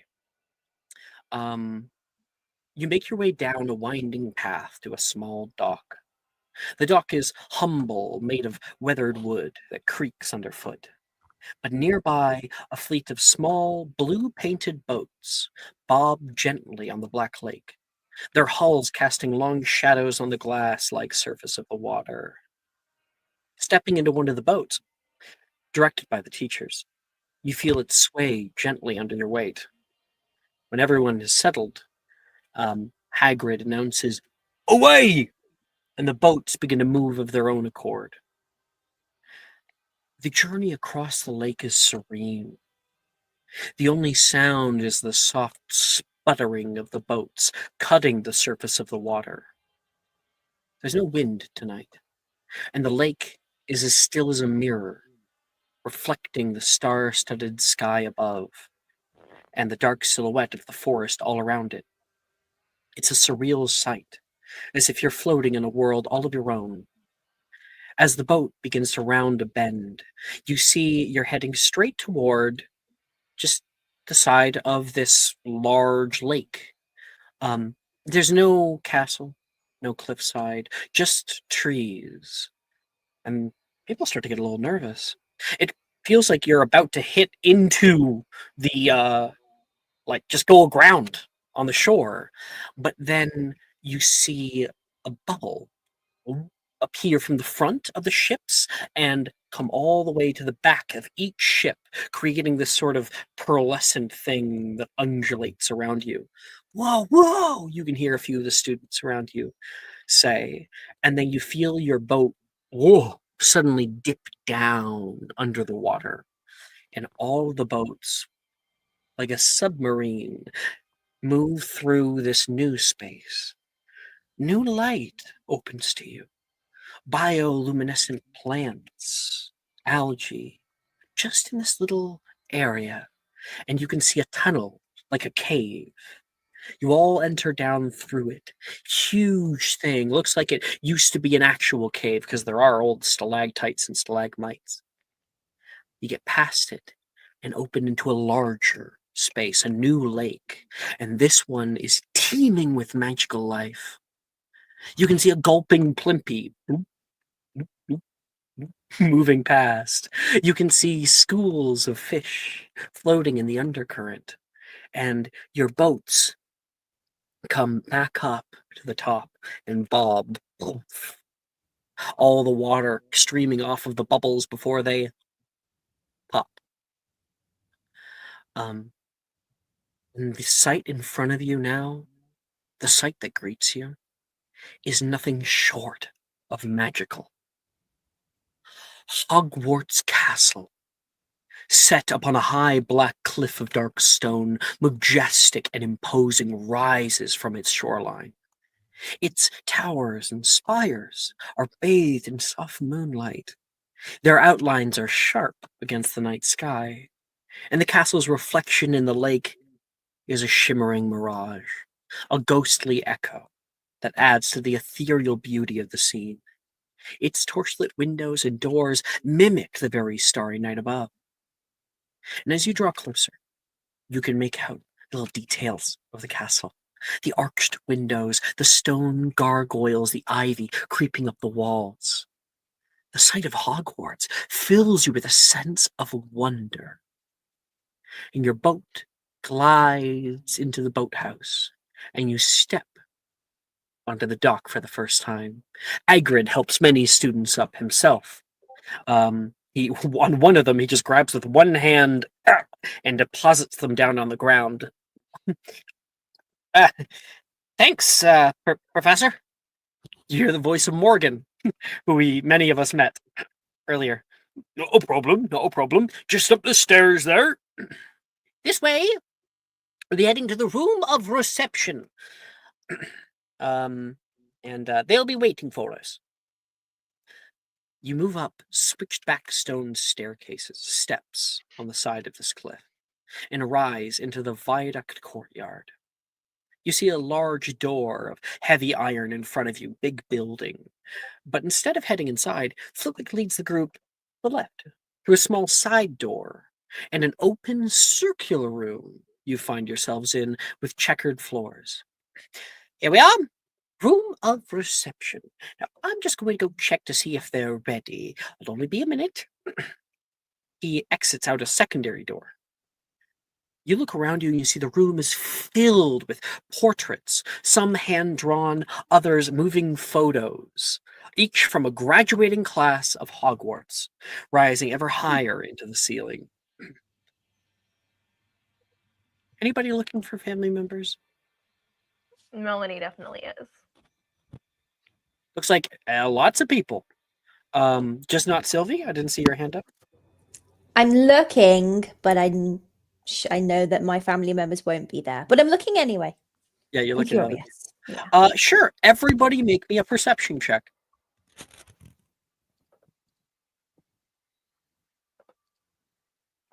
You don't need to announce it. I'll just actually look at the channel for once. Not this time. Mute. Oh, I turned off my music. How dare. Okay. Sylvie, you got a nat one. Hey, that guy has a face with just like a ginormous forehead. You're able to see just some dude. Jay, you search from around, and the thought of seeing your father's face causes you to take a step back. You know, maybe it's just better if you stand here for now. Been a long time since that. Astra, you immediately notice your uncle. You can see a little name on the side, and your uncle kind of like putting on a pose. Long white hair. He's got kind of a 60s, is it 60s? 60s, 70s like groove look going on. He's got like a sort of popped collar just a little bit. It's a wide collar. A bell shaped. Bell bottoms. Like, it's not bell bottoms because it's not jeans, but it's like it's bell shaped pants. Like And a flared boot cut. Flared boot cut. Yes. Thank you. And he's standing there with a few other people, and it says Xenophilius. You've never seen him so young and so happy. You can see him going kind of back to back with him is a woman. Now, you've never seen this woman ever, but looking at the name, you know who she is. And they never talk about her, ever, but you know of her existence. So that's Astra. Roderick. Now, most of your family would have never gone here, right? Right. Most. So, So, with a 10, you look through, and nobody of great importance shows up. You might like accidentally overlook, like there's like Gilderoy Lockhart in one picture, just like, aha, goes past the screen, you know? Like, who the hell's that? I imagine it was existing like. He goes like, doesn't say anything. They don't make noise. Okay, that was Roderick, Sylvie, Jay, Astra. Melanie, you search, and you can't find him anywhere. Not anywhere. You keep looking through all the photos, and you're like, I'm pretty sure I know the year that he graduated. Your great-grandfather. Actually, didn't Newt get expelled? Exactly. So you think you know the year that he would have graduated. You look through it. I'm not sure exactly that Melanie knows that. And you don't see him anywhere in the graduating list. Because yes, out of character, Newt Scamander was expelled from Hogwarts School for keeping a Jarvie on school grounds, But yeah. among other things. I feel like the Jarvie was the last nail in the coffin. You know, it was just like finally something that we can just act on. Get these animals out of here. Just yes, this place is turned into a zoo. Yep. And then Edward. Edward, who do you see? He is looking for his grandfather, William Hawthorne. And you are able to find him. So what if the camera follows you? What is us as the audience? What do we see of this man in the picture? See him as he would have looked when he graduated from Hogwarts. Young, full of life, smile on his face, kind, green eyes, some head of black hair, but styled differently than Edward's. His is a lot more shortcut. And as Edward's looking at him, he just has What this house? Slytherin. And he looks at it with this melancholy smile on his face, eyes a little down as he fiddles with something in his pocket. Not his wand, but something you can see it's spherical, circular.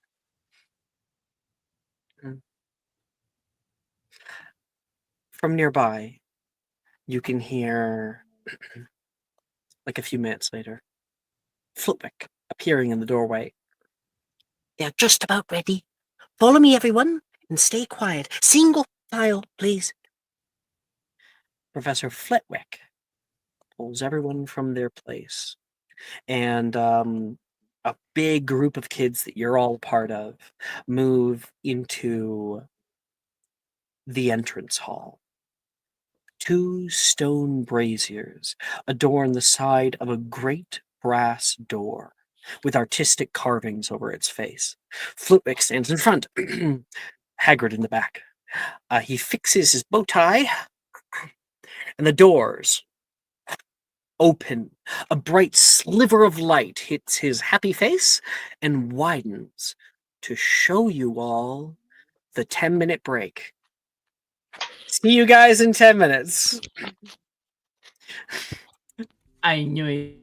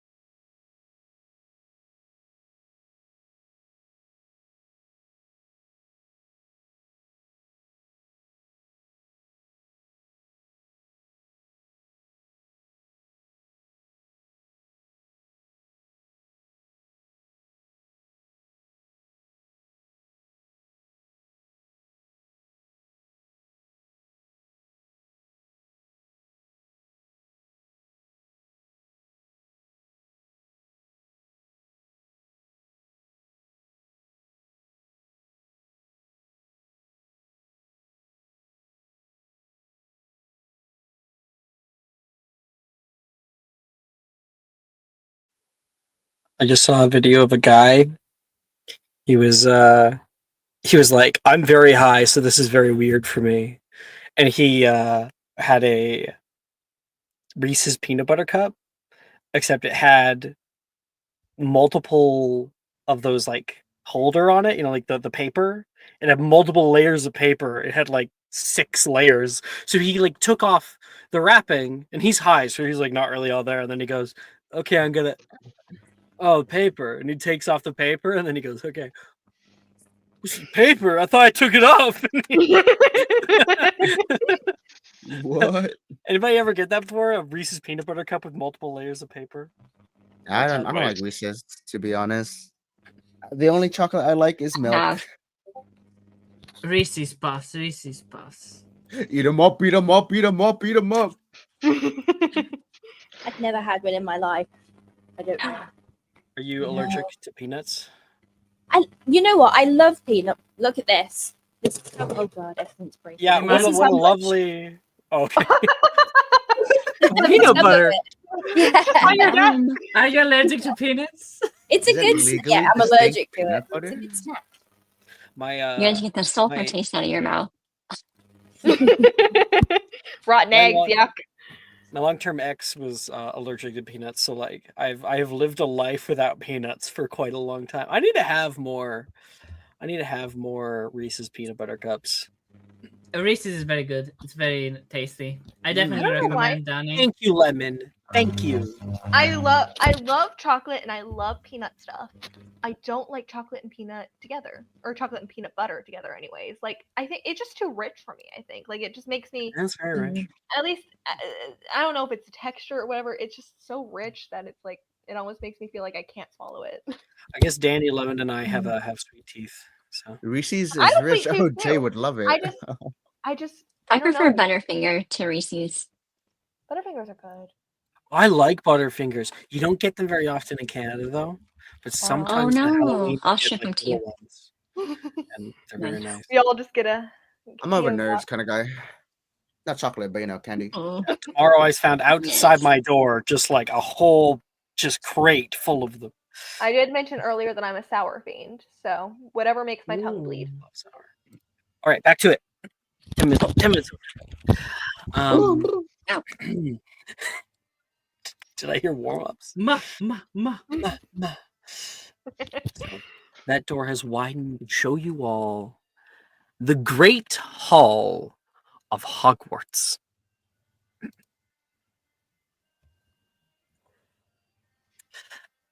There's a reason why they call it great. For your eyes gaze out at everything around you. And I realize we need new music. Should have sent it before. Sending it now.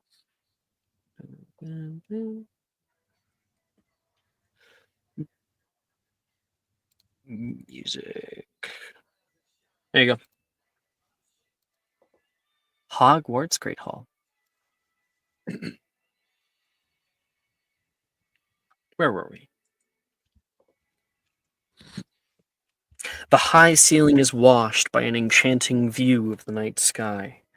Little flickering lights float as candlesticks in the ether above. On the far right, a fireplace breathes warm life into the space. And on the far left, stained glass windows show depictions of each Hogwarts founder and the castle's architect. Long tables sit before the teacher's stage, filled with older students, each with a house crest and colors. On the far left, the emerald greens of Slytherin House, the visage of a coiling snake hanging in a tapestry above, rearing its head to strike. On the middle left, the golden hues of Hufflepuff House, its tapestry of a badger standing up on its hind legs and bowing to you as you enter. On the right of the middle, the azure blues of Ravenclaw House, the crest of a soaring eagle. I know it's a little weird that it's not a raven. No, It's it evil. makes total sense to me. With its wings outstretched to greet you. And lastly, on the far right, by the fireplace, the fiery crimson hues of Gryffindor House, The face of a lion roars out in its frame, but no actual sound can be heard. You all follow Flitwick toward the front of the hall. A raised wooden platform sits with a stool in front, and an old ratty brown cap rests atop it. A woman, however, stands at the end behind the owl-like podium. Oh, I had it just a second. Her hair has been braided up. A long green dress fades to black and trails to the floor. Pointed shoulder pads adorn her sides with a simple locket around her neck. She looks at each of you in turn before the room goes silent as Headmistress McGonagall speaks. Queen. Right. Everyone, please welcome our newest students to Hogwarts School of Witchcraft and Wizardry. And everybody gives a little clap out toward the hall. As you all take your first steps into these walls, reflect on what your legacy will be here. At this Academy of Knowledge, you will have opportunities unlike what you will find in the world beyond. These short 7 years are crucial to your future. So I ask that all of you, as your name is called up to be sorted, I ask that you ponder, who will you be? What shall I be known for? And what will you accomplish here? Will you be knowledgeable as Rowena Ravenclaw was?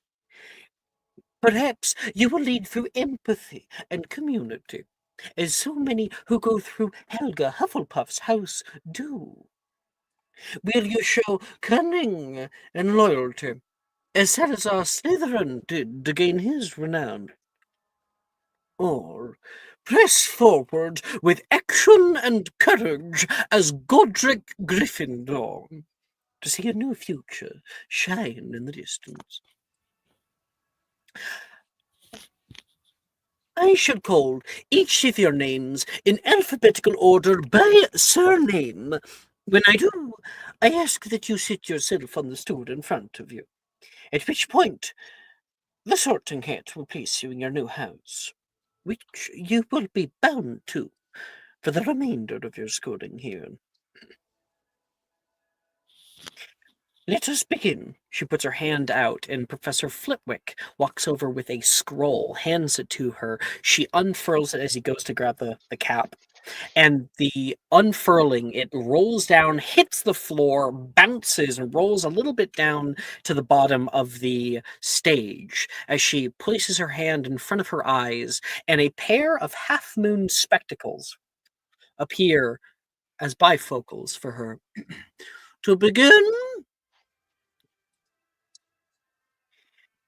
Delilah Aiken is the first name that is called, and you all begin to see your other classmates. The girl who walks forward through the grand crowd in the middle here bears your hair pulled off into a tight bun from behind. She walks up to the front and right here, of course, Flitwick says. She sits down, takes a breath, and the hat is placed down over her head. And that's when you can see the folds of the hat beginning to form into new shapes. You start to see sort of the semblance of eyes, of a long mouth, and it starts to move. Oh, is it that time of year already? He says. And you see Delilah shudder. Oh, now don't worry, dear. You're in good hands indeed. Settle down now. All right. Brave. A little brash. Soft heart and a heavy mind. Some may assign the lion, but I assign the badger. Hufflepuff! He yells out. And you watch as the robes that she's wearing, because you would have had to get into your proper robes, that have gray trim to them. And this would be, like we created outfits from before, like there would be an area where color would show up on that outfit, and you see hers all wash away into a beautiful golden color. Whoa. And Hufflepuff House cheers out, woo! From the big long table for the first of many, hopefully, Hufflepuffs. Very good. You may sit with your house. Nolan Anderson is called up next. Now, some of you met Nolan from before. Nolan says, excuse me, pardon me. This boy walks up, soft blonde hair parted in the middle. He carries a sort of staff. It's about shoulder height. And he finds the staircase with it, takes a step up to the top of the stage, and then finds the edge of the seat before putting his hand on it and sitting down. He has like a kind of nervous smile. When the Sorting Hat is placed on his head, you hear, "Billions here. Charisma too. I'll be watching you." Full path is called out, and he is placed in the Hufflepuff house again. Yeah! Woo, woo, woo, woo, woo, woo.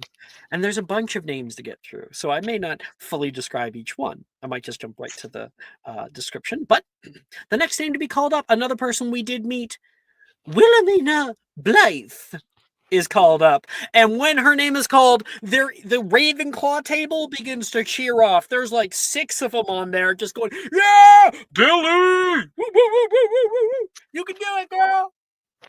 A bunch of her brothers and sisters. Billy's like, thanks. She goes up, a little bit taller than most of the other students here, but by no means do you think giant blood or anything. Yes. Yes, you would do well, of course, being a Blythe with your family. Ravenclaw! You see a big sigh of relief come from... And the Sorting Hat is taken off of her head. First Ravenclaw. Next name, and this is a name of a girl who is in your group. I don't think anybody really interacted with much. Juniper Byrne. She was with you in Diagon Alley in the big group. This like bright red hair, all smoothed out, put into one thick braid on the front.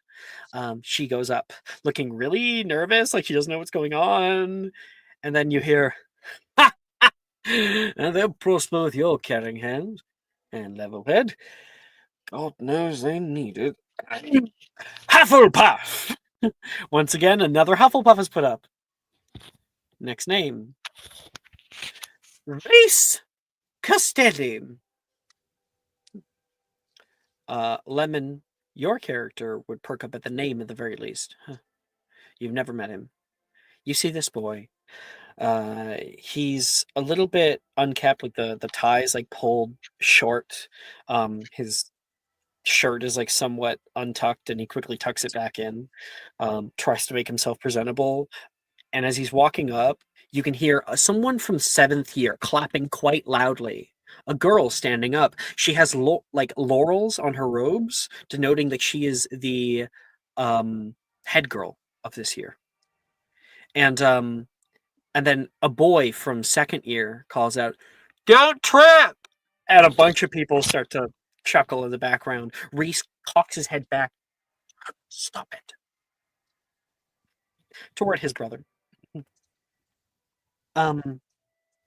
He moves up. Difficult. There's a struggle here. I need to prove yourself. I would say Ravenclaw. And the Ravenclaws cheer out for him. Come on, redo. Ned Darien, if you do not pipe down right this instant. McGonagall's like getting on his case. Please continue. And Flitwick helps him down. The next name. Darcy Collins, which was also in your group. Bright white hair, pale eyes, pale skin.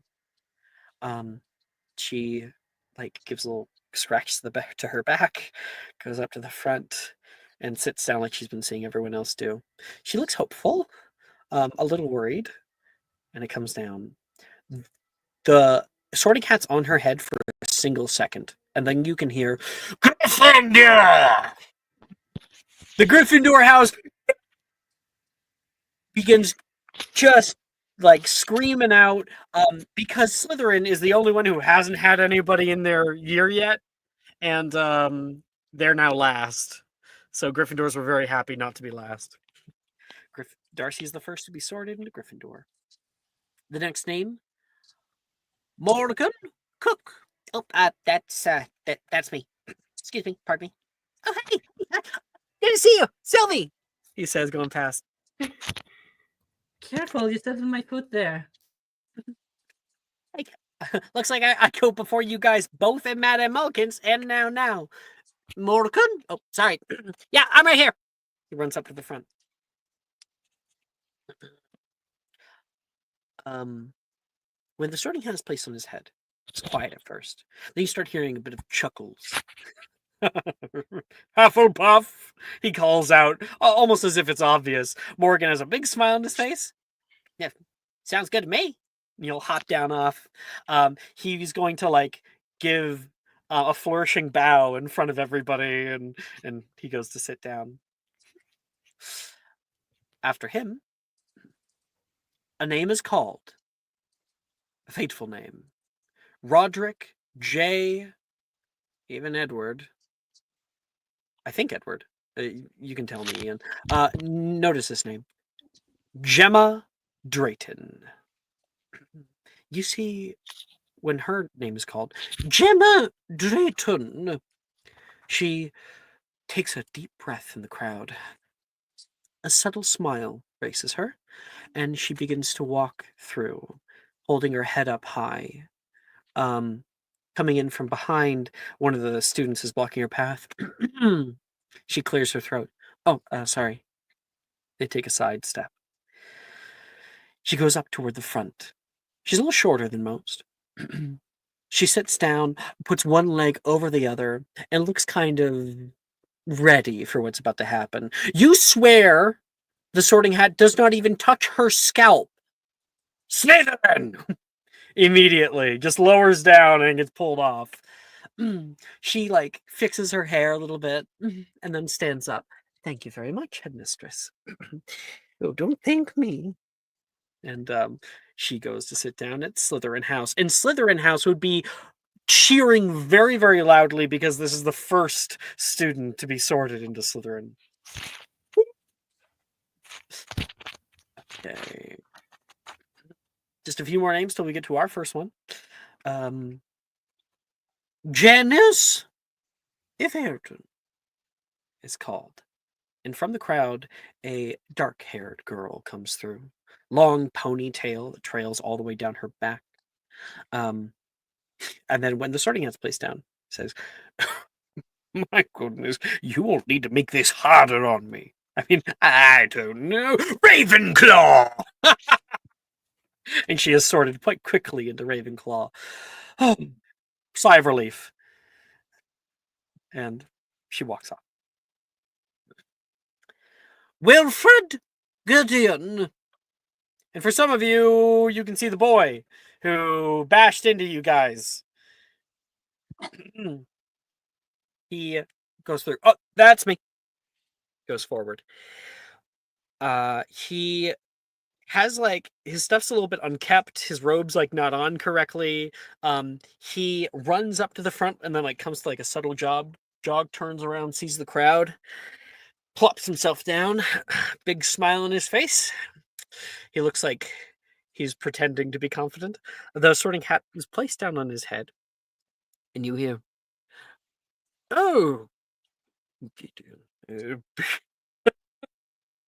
bit of a troublemaker, this one. Watch him," he says toward McGonagall. What? And then you can see Wilfred has his eyes held shut. He's whispering something. "Not Ravenclaw. Don't think that will be a problem." And you see Wilfred start to breathe a sigh of relief as he says, "Hufflepuff." And as people start to clap, you hear Wilfred's voice cut through. What? Oh, I mean, yeah, Hufflepuff. And like a golf clap kind of goes through that. He stares longingly at the Gryffindor table and goes to the Hufflepuff table. Oh, another name that we saw last episode. Ernisia Green. Ernisia's here. Sylvie's bestie.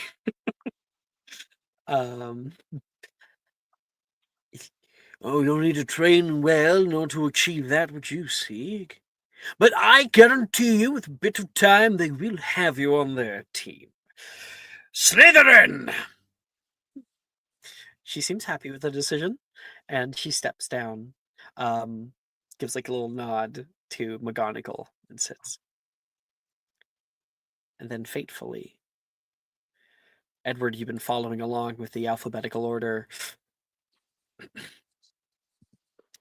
Edward Hawthorne. He rubs his hands together a little nervously, looks back at him and is like, "Well, pop. See you guys later." That's cute. You sit yourself down at the front.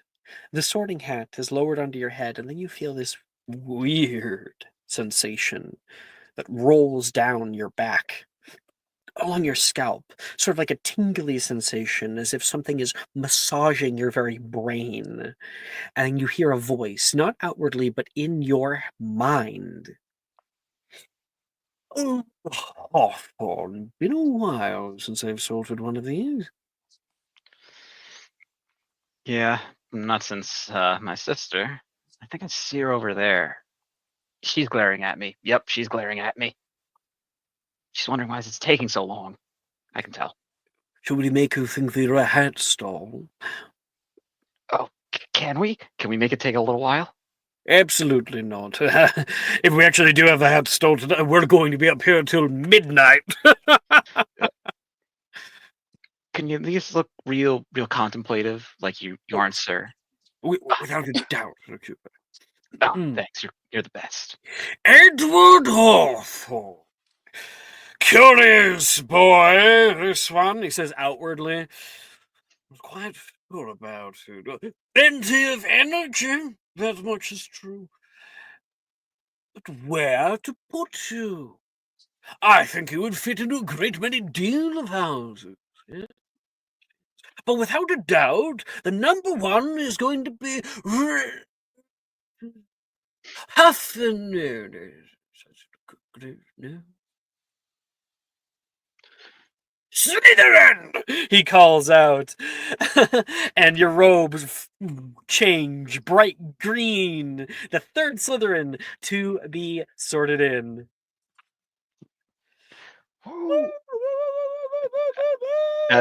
As he goes over, he just sees his sister and is like, "Worry about nothing. See, fine. I knew it was gonna be fine." Great. Your sister. I need to see. I know that we got her. I've been looking to find some art. If you want me to send that to you Celine. as well. Yep. Is it Celine or is it Celine? Celine. Yeah, Celine out in the fifth year table is giving him a good clap. What does she look like? I looked for some art over the break. I'll send you what. Oh, you did find it? You send it in found character something. art. Yep. I needed to find something where I'm like, I need someone who looks like the vibe I'm going for.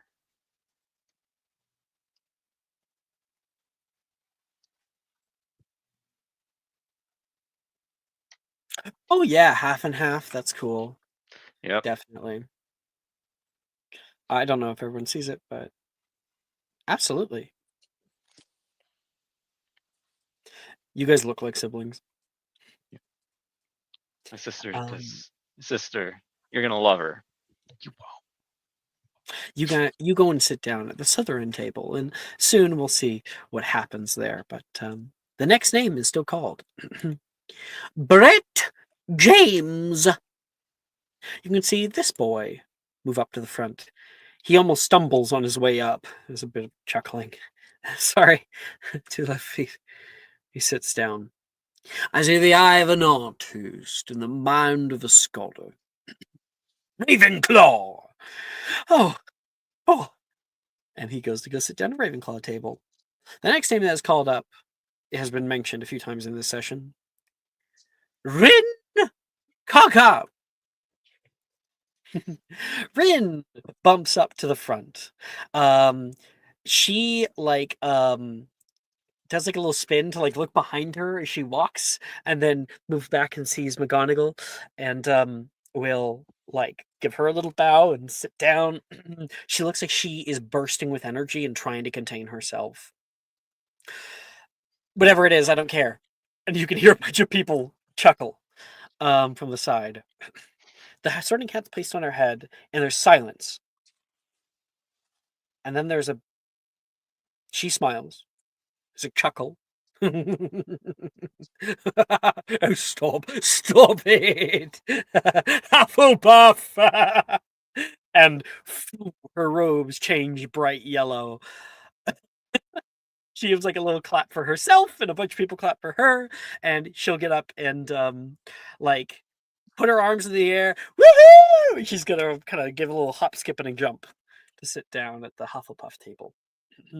Lots of energy on that one. Next name. I had it. Astra Lovegood. How do you react when your name's called? Oh my gosh, it's me! I'm so excited. Finally. You walk up to the front? Mm-hmm. Yep. You sit yourself down on that old stool, 3-pronged, and hook your feet into the do you sit weird on it? Yeah, I usually am sitting weird, so probably either Crisscross applesauce, but on a stool. crisscross. Yeah, that would be me. Yeah. That's hilarious. Luckily, I'm 11 or 12, so I'll fit. Well, the love goods are always a little off.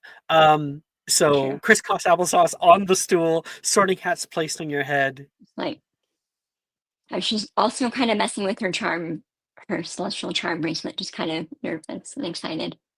When the Sorting Hat goes down, you feel the same like thing as Edward did, right? Everybody will that woo sensation that runs down your spine, and then you hear,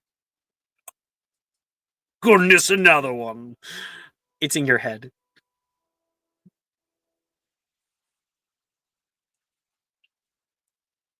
You say anything to the Sorting Hat? Hopefully, Ravenclaw. I'm trying to carry my family lineage. I'd love to continue. Are you quite certain? Absolutely. Yeah. I fear it's the only place I fit. Every one of these new students always have something. Some can be more difficult than others. I mean, your friend Edward was quite the pickle for a while. But I always found something that gave me the answer. Perhaps you belong in Ravenclaw, but it would take me a bit to call it digging. You ready? Not me being the problem child already.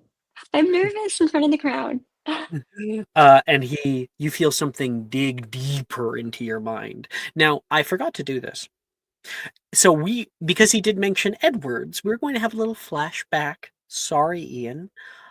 Ian, in that moment, you're like sitting down at the Slytherin table, and I think you're seeing Astra getting sorted, but you're not even really there because you are replaying a memory.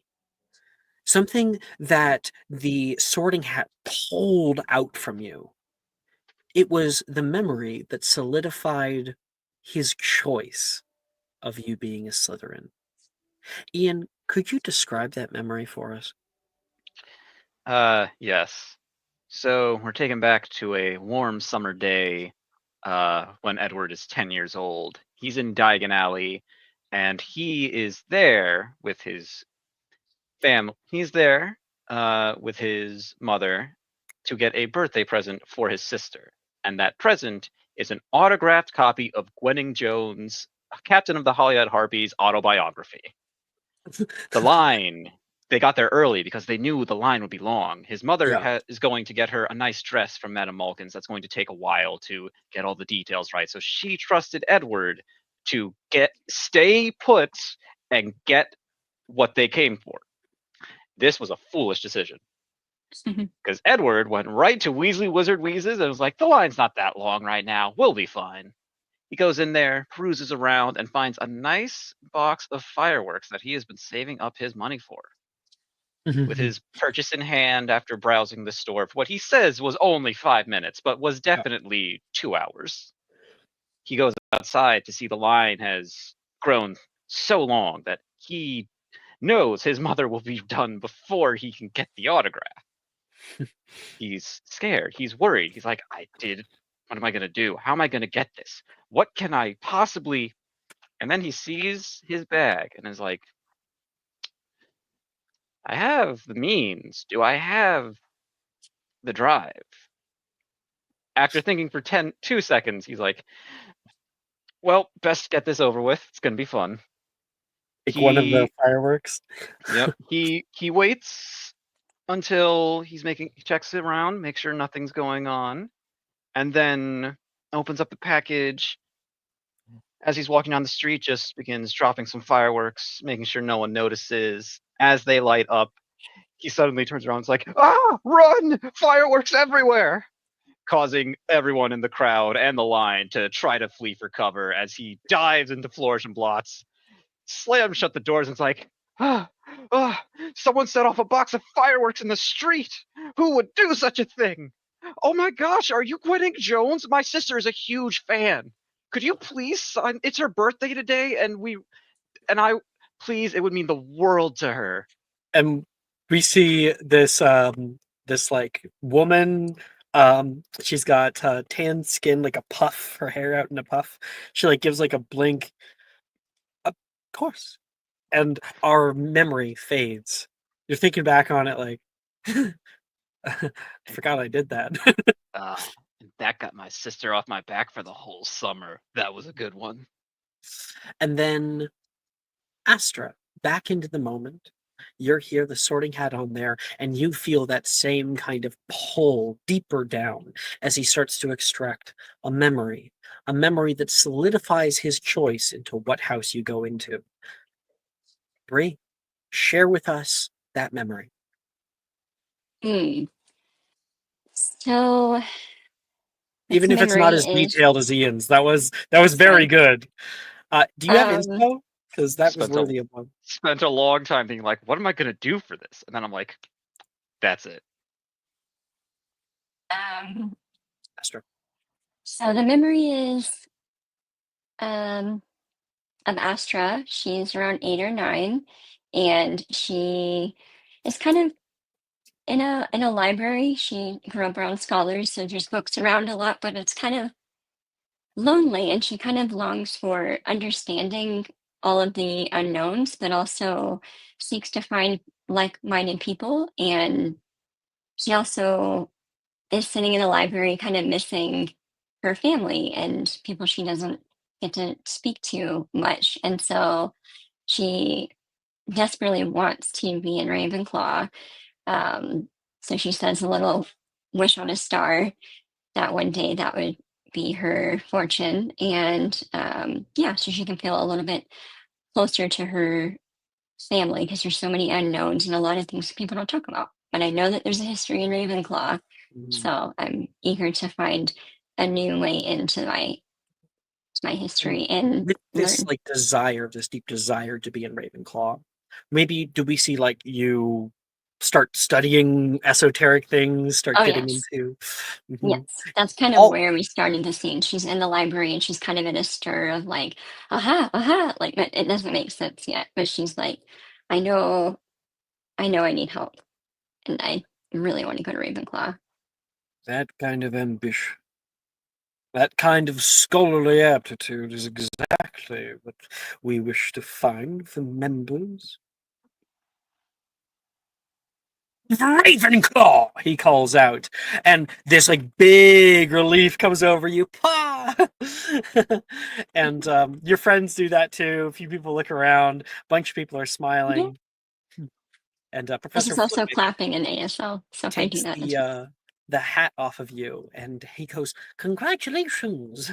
I'll be your head of house. You can feel free to sit down with the others." thank you. So honored. Great job, Bree. Okay. Oh, hey, Jay, can you click the star in your name on inspo tracking? It's me who's supposed to click it. You just have to click it once. Beth, I want you to go to the inspo tracking channel. It's in Wednesday mornings. Click on this star. And then you never have to click it again. This is inspo tracking. So any of them that have a 2, you have an inspo, meaning you can just choose to roll again. It's kind of, you earn it for doing cool role play and shit. And then the 1s means you don't have it yet. And you can't carry more than 1. So I was going to award one for Bree and her lovely memory, but you already have it, I believe. Okay. It's fine. We haven't really done many rolls anyway. All right, our next name. Taylor Marino is called up. And you can see this girl. She looks very morose, almost. Kind of looks like she's bored. She walks up to the front. Very, deadpan expression. Sits on the stool, plays with the hem of her robe for a little bit. Sorting hat goes down on her head, and you see her go. She just looks up at it. And then there's silence for 5 minutes straight. I don't know if any of you guys have been in a crowded room for 5 minutes of silence, but it feels like forever. People start to whisper. People are like, "Oh, not another one." And you can hear people's stomach growl. Oh. So you're waiting for food. And then you start to hear a humming from the hat. People kind of move to the edge of their seat. Oh shit. The sorting hat's mouth opened. Slytherin. And her robes change to a emerald green. Taylor goes, "Oh, cool." And she stands up, heads to the back. This is Taylor. Name after that, Nate Matthews. This boy comes up, fixes his glasses a bit, like a light brown hair that's very tousled on his head. He sits down and fixes his tie too. He's very nervous, it looks like. The heart on this one must be Gryffindor! Called out. He gets put in a Gryffindor. The next name, Sadleen Milne, is called. And you know this girl, but you don't know her as Sadleen. Sadie! Professor Milne's daughter goes up, and the moment that her name is called, one of the professors at the back, her father, goes, "Woo! You can do it, sweetie!" He yells back, and she like looks down in a way, putting a hand up by her forehead. She goes and sits down. Bunch of people, a bunch of the faculty members, a few of them, Madame Pence from the library, and Professor Flitwick, and a few of the others actually give her a standing ovation, her father, and then sit down as she sits down. There's a whispering conversation between her and the hat, about 2 minutes. Ah, that should suit you. Gryffindor, he says, and Sadie looks happy with the decision. She'll move off to her Gryffindor house. The next name is called Levi Nelson. Oh, that's the wrong voice. Levi Nelson. And the boy from your group, you recall, he was like, "What the heck are we doing in a shady dark alley, Professor?" On the first episode. Why have you taken us back here? Are you going to murder us? That was this boy. He goes up to the front. Rarely do I see a fresh perspective. Your friends shall gain a greater view with you in Slytherin. He seems like, oh, okay. I think he really understands what it means. And he goes and sits down. Our next name, Sylvie Nate Willow.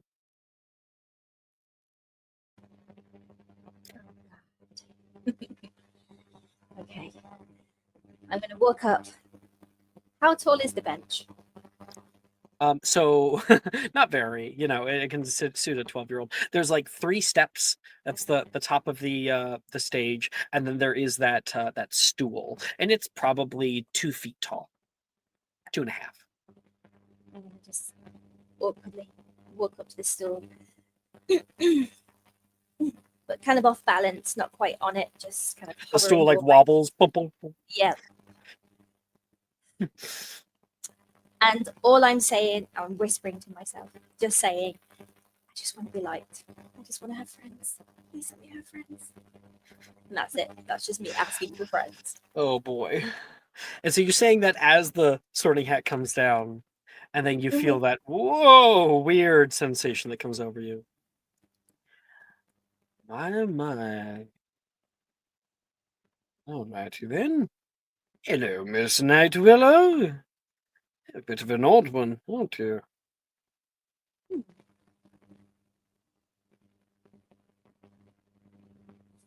How many jelly beans did you eat again? Maybe 5, maybe 6. It's going to give you a terrible stomachache, he says. And like, you're like, how does he know? And like, he's reading your mind. You realize he can see your memories. He has legitimacy on touch. And nope. All right. If there's anything you don't want me to see, just imagine a door and shut it. Understood? And not to worry, these lips are forever sealed. I may have a wonderful voice, but I don't go spouting it just anywhere. Your secrets are safe with me. Okay, and as he tries to dig a little deeper, tries to find out who you are, what memory does he evoke from your subconscious? What does he find that solidifies his choice as to what house you belong in?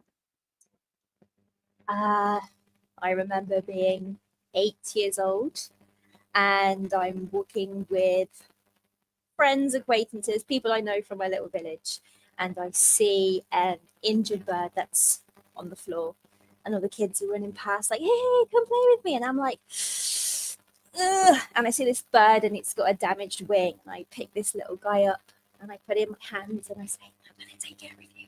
So I skip all the way home with this little bird, feeding it worms and bird food, whatever else I could find, keeping it warm, and nest in my bed, reading to this little bird in the evenings. And the bird heals itself. And I have a feeling that when the bird flies away, when its wings are better, rather than me be sad that I've lost a friend, I'm just overwhelmed with happiness. And I've realized that I've not used my magic. I've actually used my love and my care to help this little bird. And yeah. Persian, man. Happy for them being happy. Wow. Rare skill. Your kindness and fair play shine brightly. Value freedom above many. One house loves that I think above any other. I know where you'll end up. Guess it is Hufflepuff. Gold robes. Woo! I'm gonna go skip off to my table.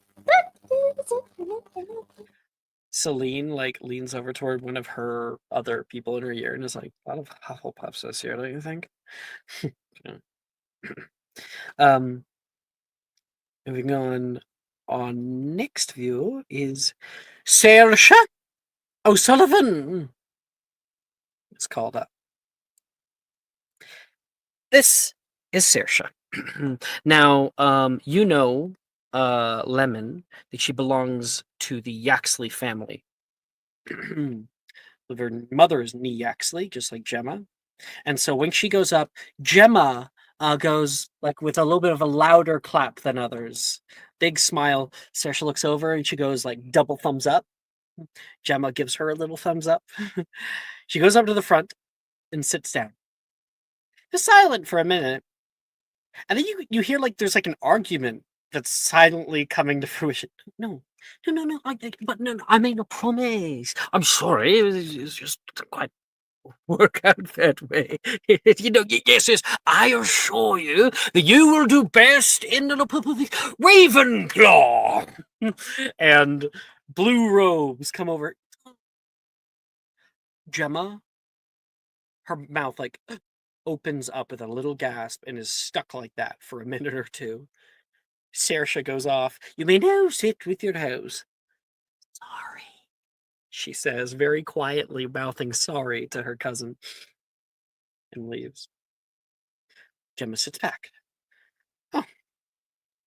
What? The next names that are called in quick succession, one after the other after the other. Triplets. The first of names, Logan Peel, is called up. He has a sort of princely demeanor about himself. He holds himself up high and has that same kind of glance that Jay has always carried himself with.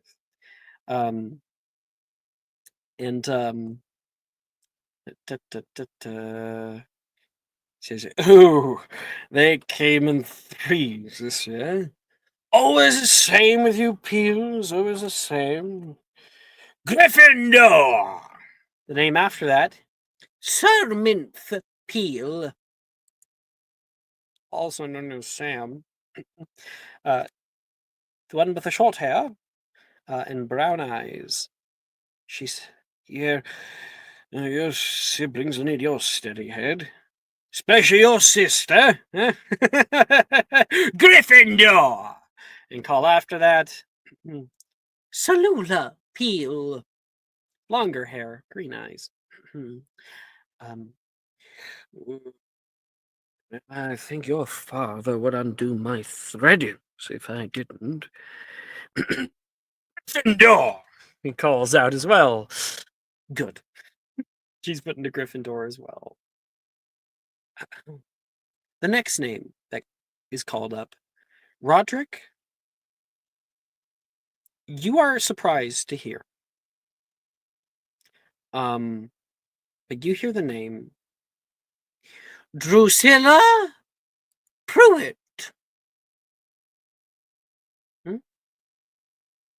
Roderick, you didn't think there was a Pruitt in your ear? You can see this girl. She's quiet, kind of shorter than most of the other kids, and walks through the crowd. Excuse me. She goes up to the front, quietly places her hands on her lap, and breathes as best she can. When the sorting hat comes down, quite quickly you can hear "Slit." Oh.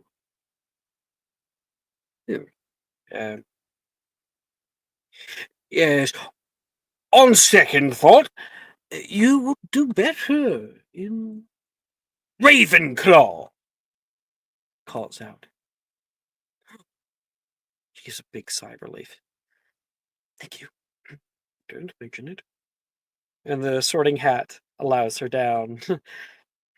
Thank you, headmistress. She goes and sits down. There's only a few of you left. The next name that is called Javril Rosie. He stands up. Pa, pa. They don't get it. They're not going to get it, but they don't have to. They don't have to get me. I walk up with a confidence to me, similar to the Peels, that one Logan, very confident and knowed, as if this is just a formality. Strut. Just a formality. You start up to the front and sit yourself there. I almost imagine Jay putting one leg over the other, like, Yeah, exactly. Cross leg like this. And the moment that hits, Javril, pleasure to make your acquaintance. Sorted a great many deal of number of Rosiers in my time. Happy to see another. However, they're always a toss-up. One or another. The past few generations have been one. Are you the one to break it? That's the question. So it's like your generations, they go one house and then eventually you get a different house. And you get that house going for a while. Then you get the other house, back and forth. And Jay, as he begins to whittle down that brain of yours, trying to find that core, that thing that truly defines Jay, outside of all of the pompousness, outside of all of the pedigree and the mask, what memory does he find that solidifies his choice? I did send it in my channel. I just wanted to confirm. I can read it for you if you like. Oh yeah, if you wanted to. I just put like the Sparks Notes version of to get it out. And like if you wanted to read it, that'd be cool too. Honestly, probably better. I think you have the way better narrating voice. I mean, I would love for you to take a crack at it, and I can help you out here and there if you want. I'm going to. Let me just read it really quick. Give me 1 second. Yeah. Nothing untoward. That's also partly why I had to send it. Yeah. I will take this over. Okay. It's really good though. As long as it's okay, then that's fine with me. I'm still looking.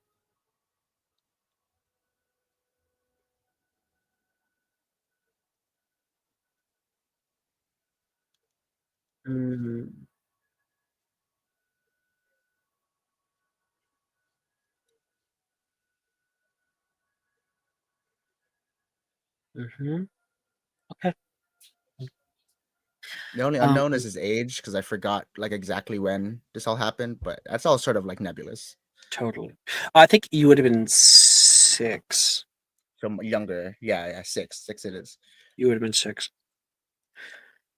Javril, or Jay, at the age of 6, young child, you remember playing in your room. The memory of what exactly you're doing is hazy. There's a heavy bashing on the front door. Bang, bang, bang. Think it's heard. Rosier, know you're in there. Open up. And you can hear moving on the hallway outside. Footsteps thump down, thump. And then your bedroom door opens. Your mother says, to your closet now. Yeah, She takes you out there, places you in here. Stay here, no matter what happens. You understand? What's happening? Stay here. She's going to leave. You sit there for a while as the door closes on you in darkness. You hear the voice of your mother mingled with another. And that happens for a little while, and then you hear the door open further. You hear the boots of a large amount of men moving through your home, moving through, checking even your bedroom, and then you can hear someone call out, "Found it!" Someone screaming from the side. From underneath of the bedroom door, you can see a flash of green light. And there is the sound of fighting out there. You like quickly shut the door on the closet for a little while. The fighting continues, and you can hear spells fly, and then they start to subside. You can hear someone hits the floor. You feel fear. You feel a gradual growing sense of urgency. You open up the doorway here. You run off toward the door to see what's going on. You crack it open, and you see your father being arrested by a fleet of probably 8 oars, and standing on top, currently reading him his rights as they're trying to pull him down the stairs, Magnus Gideon, who we briefly, for Beth, saw in Diagon Alley. Wilfred's father also was revealed last episode to be the head commissioner currently for the oars. And he takes him down, and you can see your father there. He looks tired, beaten, afraid. He looks up, and his eyes meet yours in the crack there. And you see this determination, this fire within him that you have never forgotten. In fact, in many ways, Jay, you have felt stuck in this one abstract of your life, as if that moment has truly never ended. Something new that day came about, something that you weren't able to really understand at the time, an ambition, a new direction for your life. You have goals. You have the means to achieve them, and you have put hard work into making a new name for your family, one untarnished by everything else. Ravenclaw is called out. A smug smile, as you have already known this.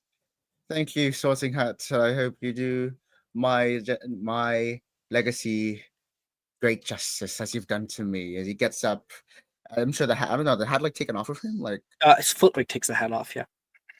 Thank you. And as you're leaving, Headmistress. he says, "Good luck." And you I go have ahead. it in spades. Strut to Ravenclaw. Unabashed. Strike a It's just pose. me, baby. Vogue. Vogue. Okay. I think you have re-earned. I know I'm the one who did it, but you're the one who came up with all those ideas. Great ideas. You regain your inspiration. Okay.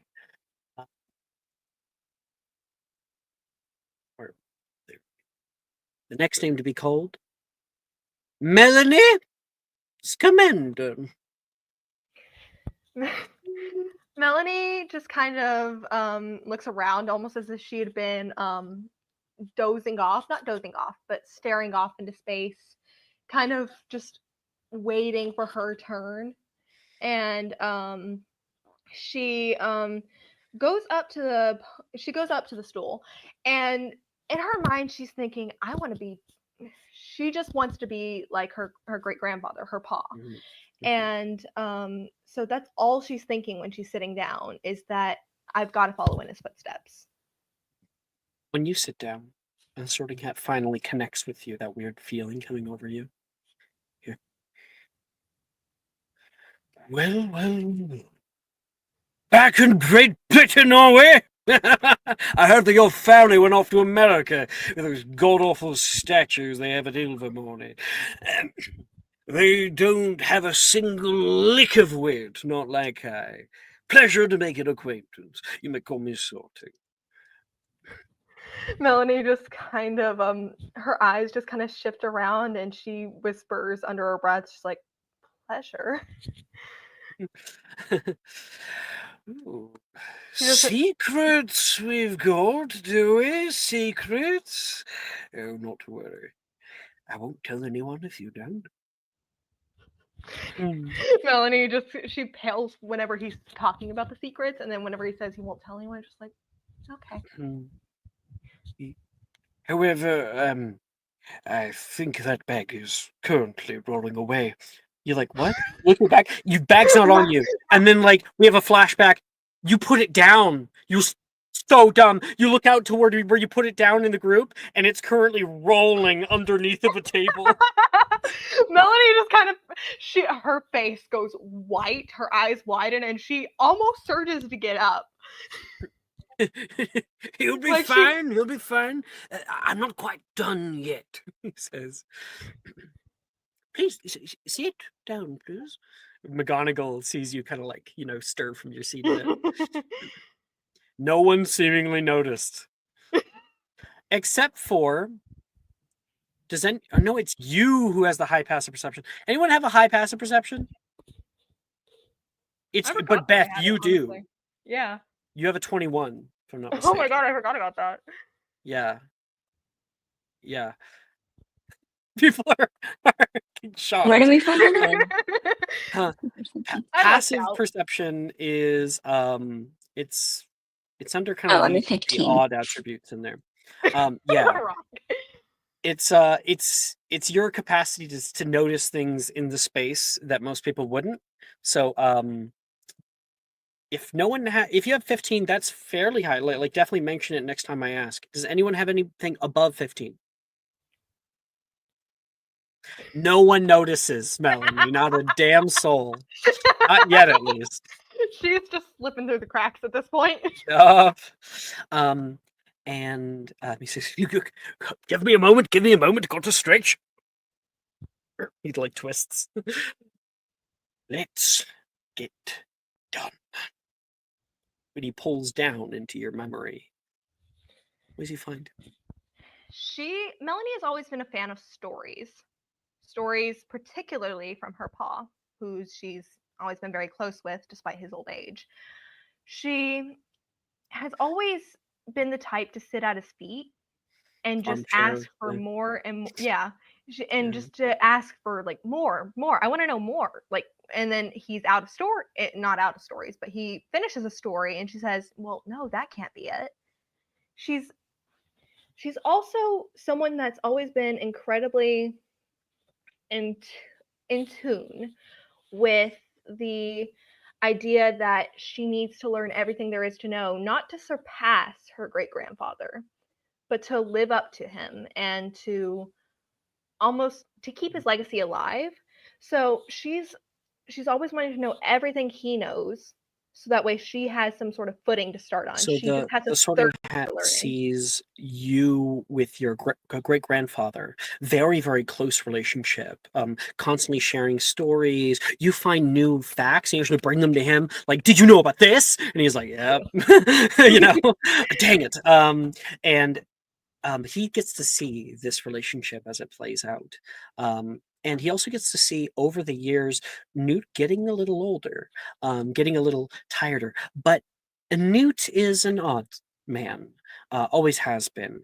He often has struggles, even like finding any kind of eye contact with people. Yeah. He, for most, would probably be somebody that they're like, oh, he's an old kook. You and him, for some reason, really understood one another. There was a deep comfort, and you always felt that connection that you often had struggled to find elsewhere other than with magical creatures.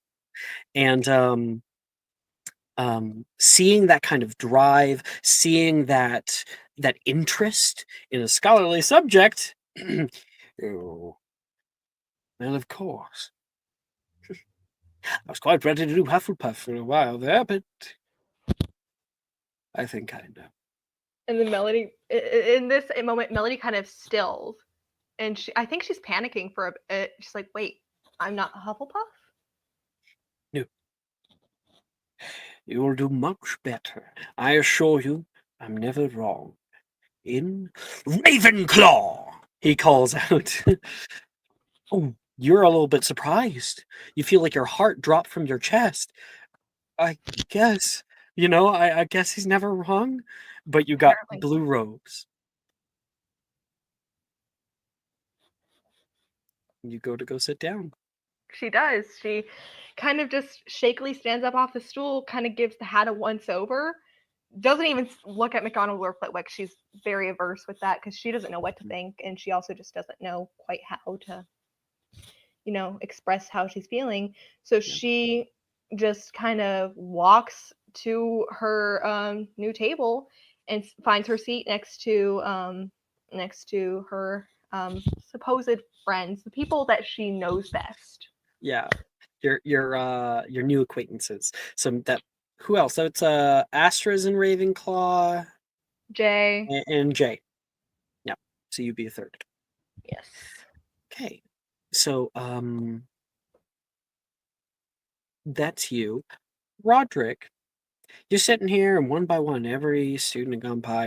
Once you heard they did alphabetical order, you're like, this is gonna take a while. You've been sitting down, and you're kind of wondering who has a weird last name, same as you. Start looking around, and eventually it whittles down to you and another girl. She's staring up at the ceiling. Wow. You see the rosy complexion of out of character Macy. She's standing there like swaying a little bit. And you're like, please don't make me last. And then unfortunately you hear Macy Stickle. Oh, it's my turn. She looks at you for validation, Roderick. Yeah, I think that's you. You should go. Don't keep them waiting. That's my name, he yells out. I'd hope so. McGonagall says, and she goes up to the front. The Sorting Hat goes, "Oh, Miss Stickle, I believe we both know where you belong." "Oh, okay. One of us. Hufflepuff." "Oh," she says, surprised, and her robes change bright yellow.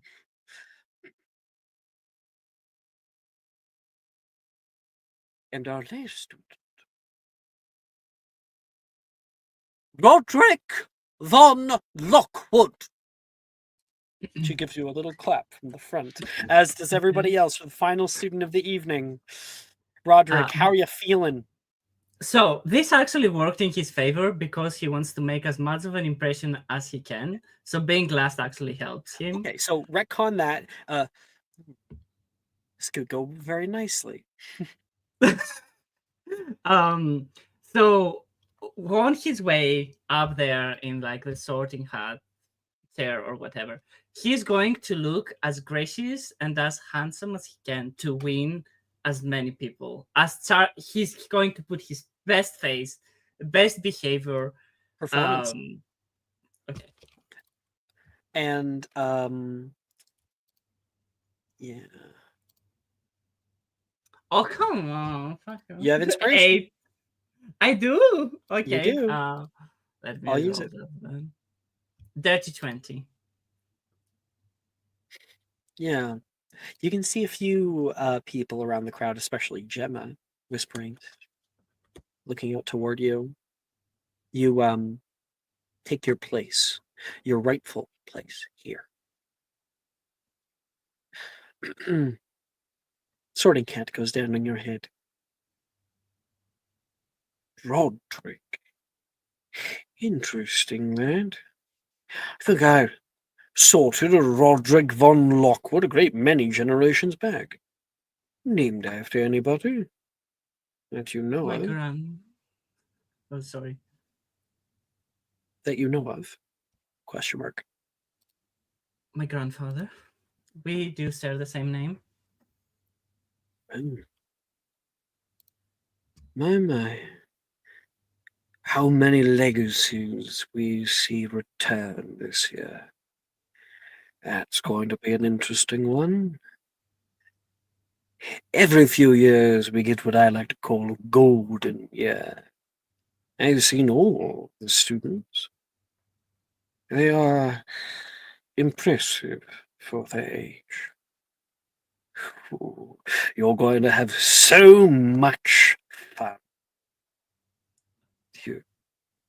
I think I can tell already. Let's just double check. He's going to dig down into your mind. Is he fine? Okay. Okay. Can you check our hidden chat for a moment Absolutely. before I reply? Mm-hmm. Sounds good to me. Yep. Okay. Perfect. So his memory is not that old, actually. It's about like 2 weeks ago. Roderick is sitting in his room. He's studying. Which, by the way, his room is very cramped with a lot of furniture, a lot of books. It's not spacious at all. His mother knocks on the door, comes in. She's like, Roderick. Roderick is like, Mother, you are interrupting my studies again. Mother again. I know. I am sorry. But you will be leaving for Hogwarts soon, and I have to make sure that you realize the position our family is in. You're going to follow the plan. You're going to do what you have been told, and you are not going to end up like your sister. She's not even a von Lockwood anymore. Mother, we've been through this too many times already. I know, but you have to understand that you are this family's last hope, and you will act upon it, no matter who or what methods you use. And that's going to end the memory there. I think at the end, I think I'll add a little thing on the end. You can, like of course. sort of dutiful loyalty to family. A little nod. Reassurance to your mother. Before she got all emotional. Goodness, you've only seen her that way a few times in your whole life.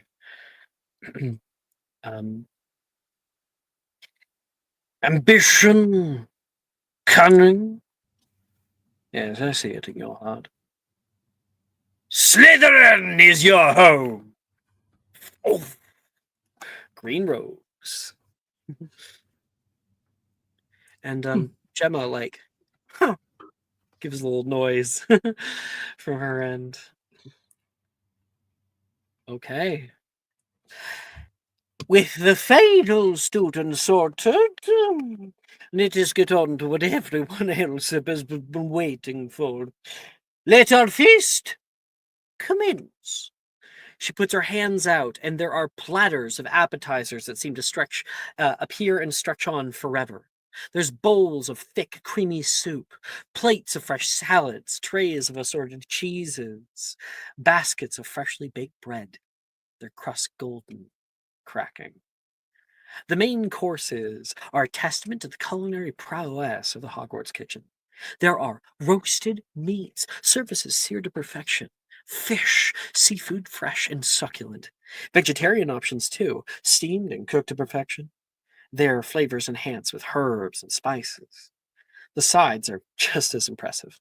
There's bowls of mashed potatoes, surfaces smooth and creamy. There's dishes of roasted vegetables, servings of rice and pasta, and more. And of course, there are the desserts, cakes of all shapes and sizes, their icings and fillings, a riot of flavors. pies with flaky crusts and sweet, juicy fillings, puddings and custards, bowls of fresh fruits and cupcakes, everything one could want. Dig in. And I need 2 seconds. All right? 2 seconds. I'll be right back. No worries. 1, 2.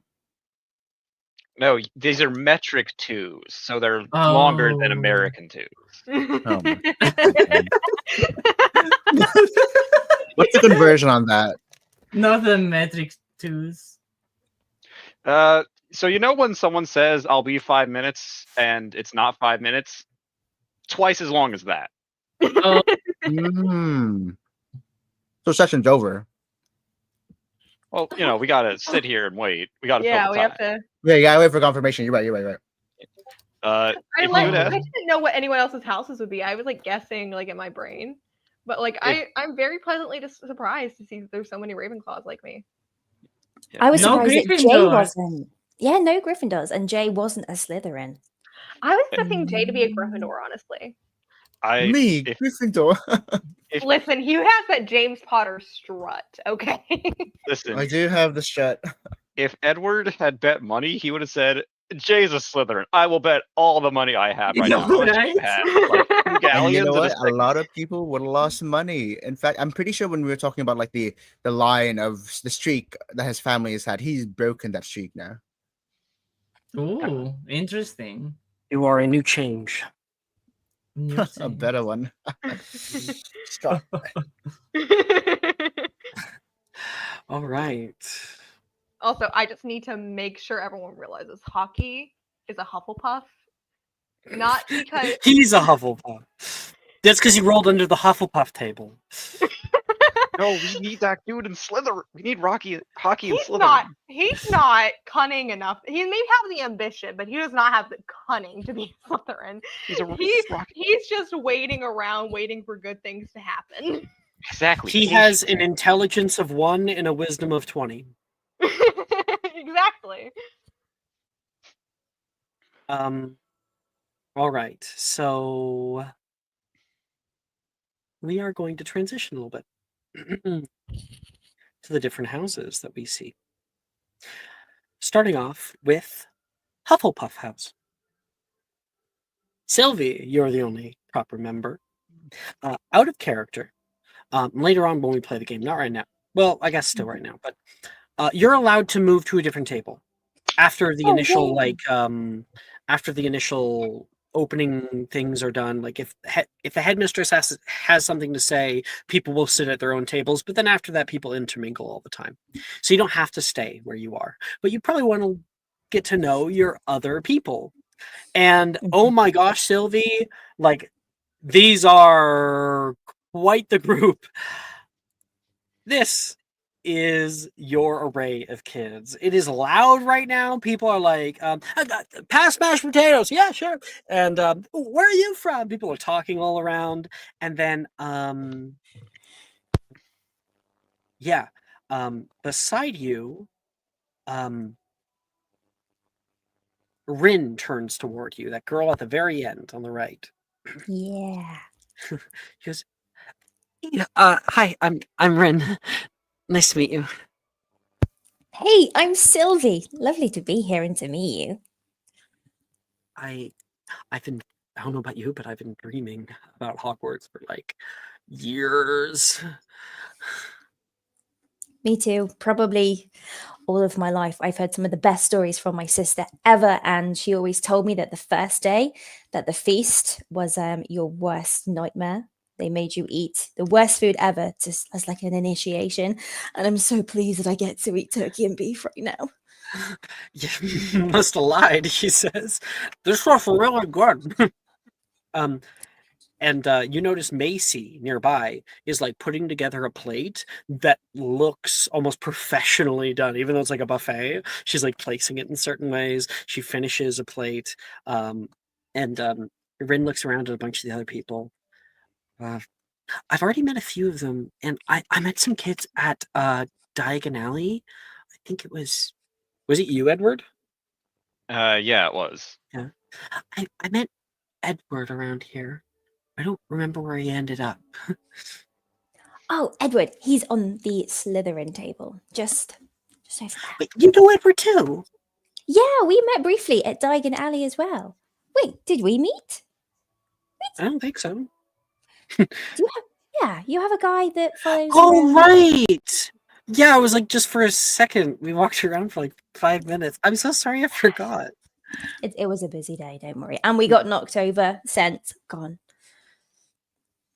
You notice nearby some a student looking up. Is this do I have to worry about getting rained on? Juniper, who's on the far left here, the red-haired one, points up toward the ceiling. What? Why would you get rained on? It's raining. Well, I mean, Scotland rains quite a bit. She says, I'm just a little scared having the ceiling open like this, aren't you? Oh, the open ceiling. Ah, yes. It's actually bewitched. I read it in a book somewhere. It's supposed to look like it's the night sky, but it's actually not. Oh, it's like a projection. Yes, but some kind of awesome, more better type of thing. What's a projection? Rin says. Magic. there's that quiet that goes over the scene. I think like next to you or nearby you, Macy goes, "Here, I got something for everybody." And she will hand over toward you, Sylvie, a like redone plate. Oh, What is on the plate? Something very nice that you like. it is a huge Yorkshire pudding. We all know what those are, right? It's not just hell yeah. It's like a plate, just like a cup, a big saucer of Yorkshire pudding, and Like the there's lots of gravy, mash. right? Oh yeah, it's like swimming. It's almost like dangerous to touch it in case it's like it goes everywhere. There is greens in there. There's beef. There's lots of lamb. That's like my favorite thing ever. And lots of chicken stuff into. I mean, that's just. But then to top it off, a tiny little bit of candy, just like some sprinkles, like hundreds and thousands on the mashed potato to make it magical. Man, yeah. And that matches what Macy might do. She's a little odd. So she puts a little bit of sprinkles on the top. You look at it like, that's a cool idea. And begin to chow down. Absolutely, like within seconds. How'd you make it look so good? Morgan says from the other side. Oh, my dad's like a chef, so. And Morgan says, "Thank you kindly." And nearby, that Wilfred boy is actually way quieter than normal. He's like trying to not blend in, or trying to blend in. He's in the background right now, just trying to eat. I think like he's listening to conversations that are going along, and not much else. Next to you, you can hear a voice. Like, Macy maybe is across the table, Rin's on one side. On the other side, you've got a voice. I didn't get one. I'd really love some mashed potatoes. Could you help me? Absolutely. Tell me when, and then I'm gonna start scooping. I can't really do that. He's just like a big heaping, and that's when you like double take and notice Nolan. He's the third one there. He is blind. You see his eyes are like grayed over, like cataract. Ah, okay. Well, how about we go by? How much do you normally have? What's a good kind of portion for mashed potato for you? How do you measure it? This much, and he gestures with his hands. It's a big Okay. helping. We'll go by handfuls. Should we go? Do you want 2 handfuls and then a handful of gravy? Ooh, that actually sounds lovely. Like you've hit the nail on the head. Perfect. I would do that for you. That is absolutely fine. Do you want sprinkles on top? Do I want what on top? Hundreds and thousands. It's these magical little candy pieces that just taste like Christmas. Wait, where are the sprinkles? You can hear Wilfred from the other side perk up. I have them over here. Macy's holding them up. And she'll toss them toward Wilfred. Whoa. And then Nolan, like, getting his mashed potatoes. Thanks. I don't think I got your name. It's Sylvie. It's Sylvie Nightwillow. And what was your last name? I've forgotten. Anderson. Nolan Anderson.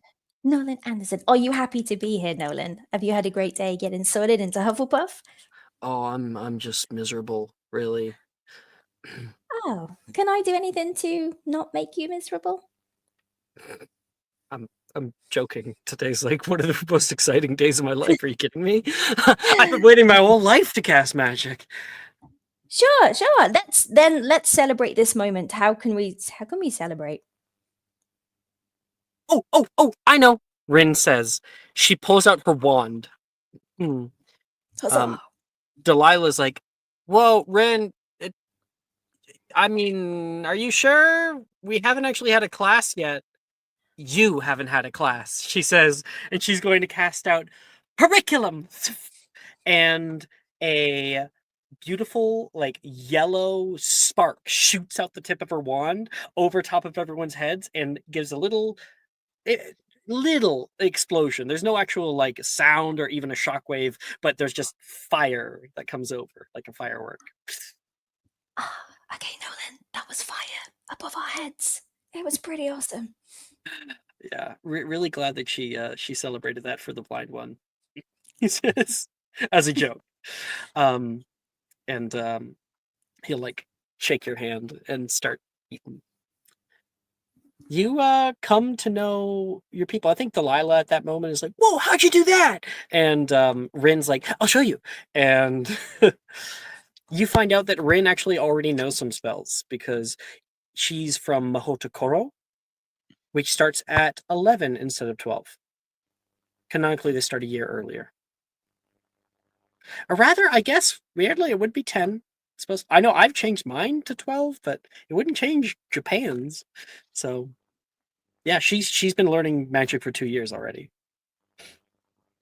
That is incredible. Do you know any more tricks that you could show us at the dinner table right now? Absolutely. You want to see me create fire? No. No. Make my mash bigger.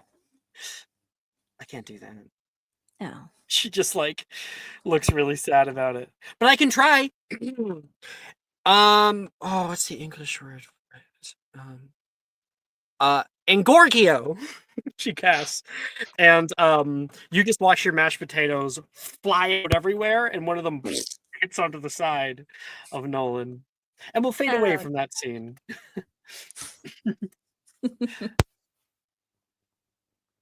Our Ravenclaws are here. We have a bunch in this game.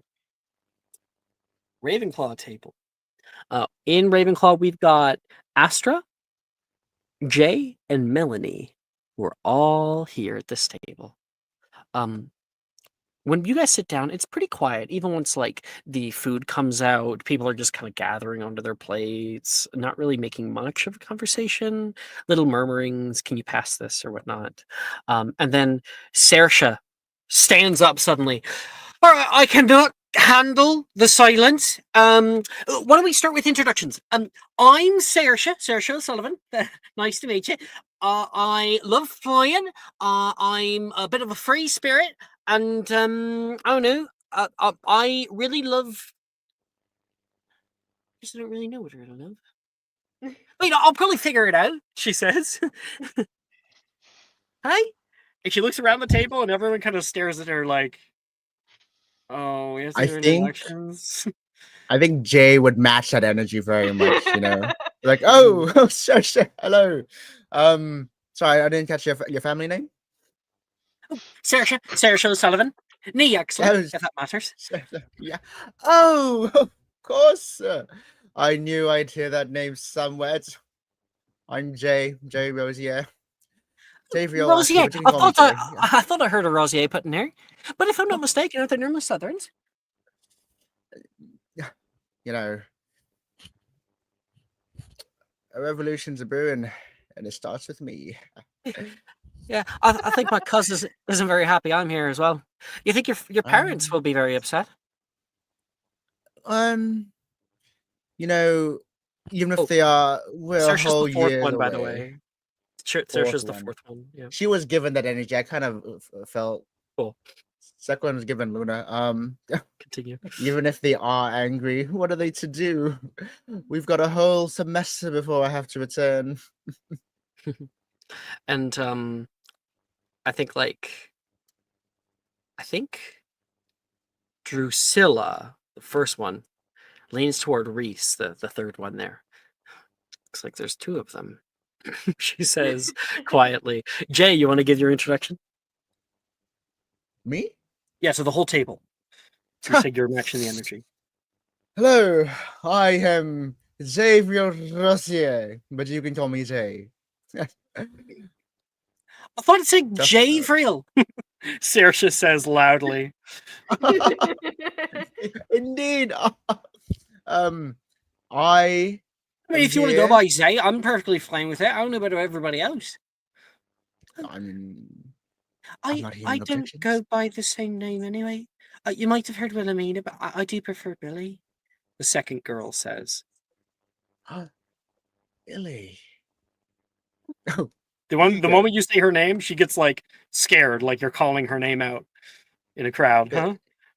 I mean, we are in a crowd. Billy, and I'm. Yes, that'll do just fine. Thank you. Oh, okay, sure, whatever. Yes, continue. Wait, so is it Zay or Jay? No, Jay. I got a bit of a poor accent because our actor here is not exactly of the same race. Oh, but you are Billy of a family and can introduce yourself unless you don't want to, but you should. Oh, me? Well, all right then. Good evening, everybody. Woo! She freezes. She freezes in front of everybody. It's like time stops for her. Billy? Wilhelmina Blanks, but you can just call me Billy. Pleasure to meet. She quickly moves back to her meal and tries to get as small as possible. Woo! The worst reaction to someone trying to stay hidden. Yeah. Jay is one of the only. You're probably the loudest cheerer of the group. Like Saoirse's there with you, but then no one else is cheering.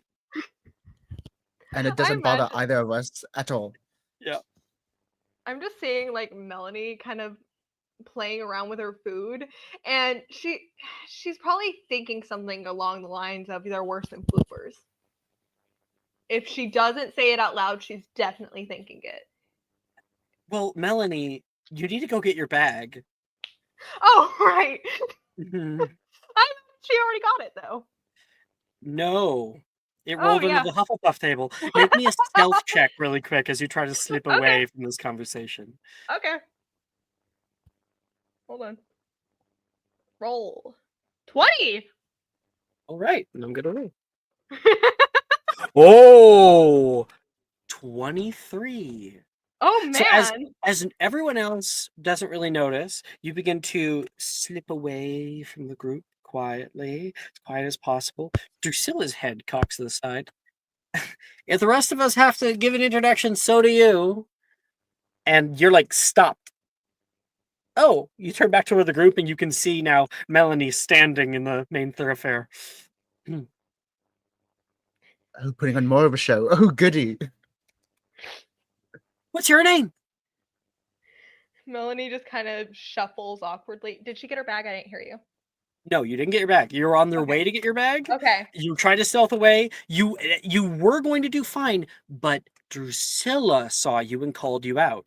Said that if we have to do introductions, so do you. And so you're kind of caught like a deer in the headlights. Yeah, Melanie just kind of freezes and then she shuffles. Oh, 1 second. Saoirse said, because I wanted to add a little thing. Saoirse said, what's your name? And Janice, the one on the very end, kind of shakes her head and is like, aren't you listening? Oh, no, sorry. I tend to space out from time to time. And she looks back toward you. Melanie just kind of like shifts around awkwardly. She doesn't like a bunch of spotlight on her. Yeah. And so she just kind of mumbles out, Melanie, hi. And it probably comes off ruder than she intended, because she didn't intend to be rude. And then tries once again to go get her bag before anyone else can find it. Yeah, you're able to head off. I think Drusilla's like, what an introduction. And because from their perspective, all you said was, yeah, Mel, hi, bye. See you later. Yeah, pretty much. She's so concise. Janice says, fine, let's get this over with. I am Janice Everton. I would say it's a pleasure to meet everybody, except I think that we'll probably spend the rest of the semester mostly apart. So don't get in my way and I won't get in yours. Deal? And she sits back down. Ooh, feisty. Yeah, ditto. God, I feel like a camp counselor. I'm Reese, and this is Brett. He points next to him. You talk like we're best friends. We were on the train together. 8 hours, may as well be best friends at this point. So Reese and Brett. Reese is in the middle there, the boy in the middle, and then Brett's on the end, second for the last. Reese is like, I don't know about me. My family travels a lot, so this year we're going to Italy. Next year we're gonna go visit some family in India. He says, "Cool." There's kind of a murmur around the group, and Brett says, "I'm Brett. There is really nothing interesting about me. So, Oh, that can't be true. Come on. well, I guess there's one thing, but it's not really about me. He looks to the group, a little awkward. My mom's a dragon zoologist. Damn it, did I say that wrong? Dragonologist. Yeah. Is that in character? Yeah, he said, my mother is a dragonologist. And he shrugs. A dragon zoologist? How interesting. You might have heard of her. What's her name? Wait, seriously? Billy says. A dragonologist? It's a very dangerous profession. Do you ever get to see the dragons? From time to time. I actually have a few sketches of them if you want to see. And he goes into a sketchbook, and will like flip it around so everyone on the other side can see. And you all see, I'm gonna roll for it. A 22 performance check for very well done, very realistic sketching of small baby dragons. Aww. Oh, I feel like Melanie is cursing herself right now. If she knew that there was talks of creatures going on, she would be cursing herself for not being present. You're on your own Actually with a conversation. We will come back to you, Melanie. Obviously, wait, did we have Astra? You've remained quiet throughout all this. Yes. Where are you in this big scene? I'm taking notes and deeply interested in the sketches that just came out. I'm curious as Whoa. plagiarism. Who is that?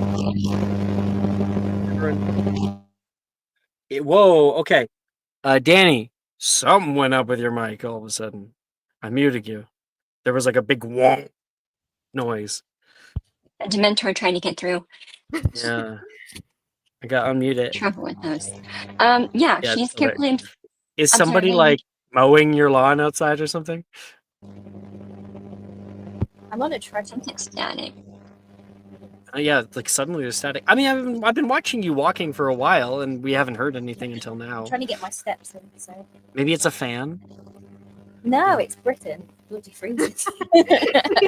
I'll mute everything. Yeah, it's freezing. I'll mute everything. Don't worry. I'll do it.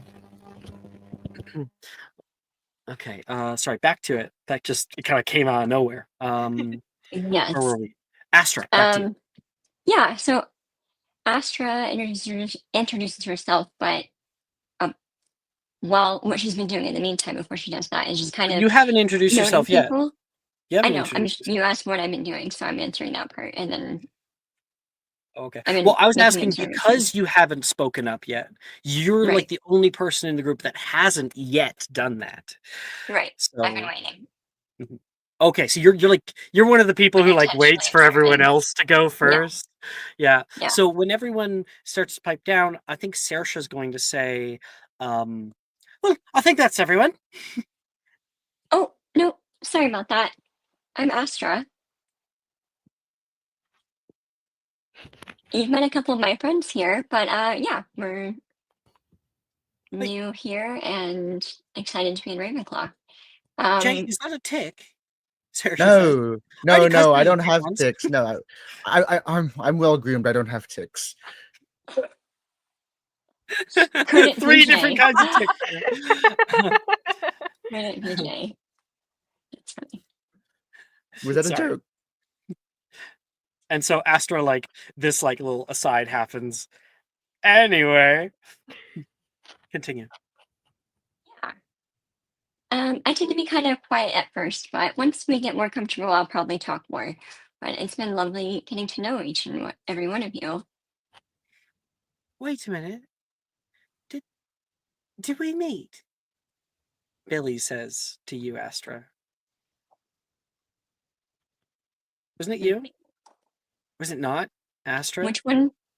Oh, Who? Billy was Billy. in the pet Yeah, shop with the she was in the owl. pet shop. Who went into the pet shop? Wasn't it Astra? Yeah, that's what I thought. Okay. Yeah. Yeah, So I think we she's saw like, each other in the pet shop. You're helping me look at different creatures. right. Did you end up getting the? Oh right. I suppose we're not allowed. Yes. Above table. I thought we were allowed an owl. I thought those were An permitted. owl, yes, but she's asking if you Okay. bought the cat. No, not yet. Yeah. Maybe one day when I have more age and more money. But no, for now I've got a little miniature owl named Stargazer. Oh, I. That sounds so cute. What color? What Well, kind? Snowy? A barn owl? yes, it's kind of like a deeper, darker color with a little bit of a like prismatic sheen in certain lights. Ooh, must be a custom breed then. He was the runt. They said that, hey, you can come up here and volunteer for a day and we'll let you have him. And so he's the one I got. But he's been a great companion so You're working far. at the owl shop. Yeah, I'm Oh, what I volunteering there. wouldn't give to work at Ilop's Owl Emporium. Maybe you can volunteer with me. I think my mother wouldn't exactly enjoy it. Oh, okay. Yeah, working's a bit unbecoming of a Blythe, she says, kind of embarrassed. No, yeah, that's true. That's true. And our scene will transition over to Melanie, who is currently trying to look underneath of the tables to find the bag. Go ahead and make me a perception check. Okie doke. We can find perception. There it is. 8. That's hilarious. Okay. You have a +6, but you're still an 8. So you're looking around as much as you possibly can. You are not able to find them. They were at the Hufflepuff table, you know that much. But then over from behind you. Wait. No. I was thinking about what I want to do. Yeah, I think that could be good. From behind you, the Gryffindor table, you hear a sudden yelp. Whoa! How was that? And you, huh? You turn around and you can see Logan Peel, and I guess I'll move this around. A Gryffindor house. I would feel that. He starts looking underneath of the table, and you begin to panic. No, not already. So Melanie is she's trying to quick think. She's trying to think on the fly. I think at this point she just kind of she just kind of almost not dives down, but she does dash over to the Gryffindor table as quickly as she can, and she kind of just like looks like kind of looks down like underneath people's feet, trying to see if she can see her bag, and she's also keeping an ear out for who is making any noise to try and pinpoint where Hockey is. A second later, you can hear Sadie go, "Oh, something punched me!" And Melanie, here's the issue. You were looking at the Hufflepuff table. You're going to have to go over the Hufflepuff table to get to the Gryffindor table, or else you have to run all the way around the table to get that's there. what I imagine. She just kind of woof, because jumping over the table. The thing is, jumping over the table would be very fun, and I think that's definitely her once she establishes her place a little bit more in her semblance of self. You're like shit. You start running. Yeah, but right now she's little. Make me an athletics check. Oh, this is gonna go well. The second athletics check of the evening from Melanie again. 9. So you get 1 second. Just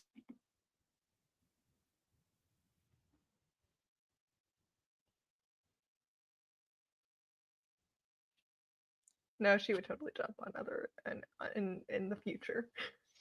Just remember, Edward ain't there to cushion the fall this time. I feel like they have a special bond now because of that. I think Jay Yes. has totally misread your character and thinks you're a performer. Probably thinks I'm an upstanding guy when it's like, no, I just was actually concerned for once. No, and you're so athletic. So athletic. Is it? No one's ever described Edward as that. No, it's not Melanie that's making the widest impact, by the way. It is Hockey.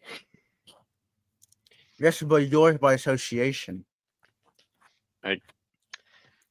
Can Hockey try out for the Quidditch team? I think he would love he could be the bluncher.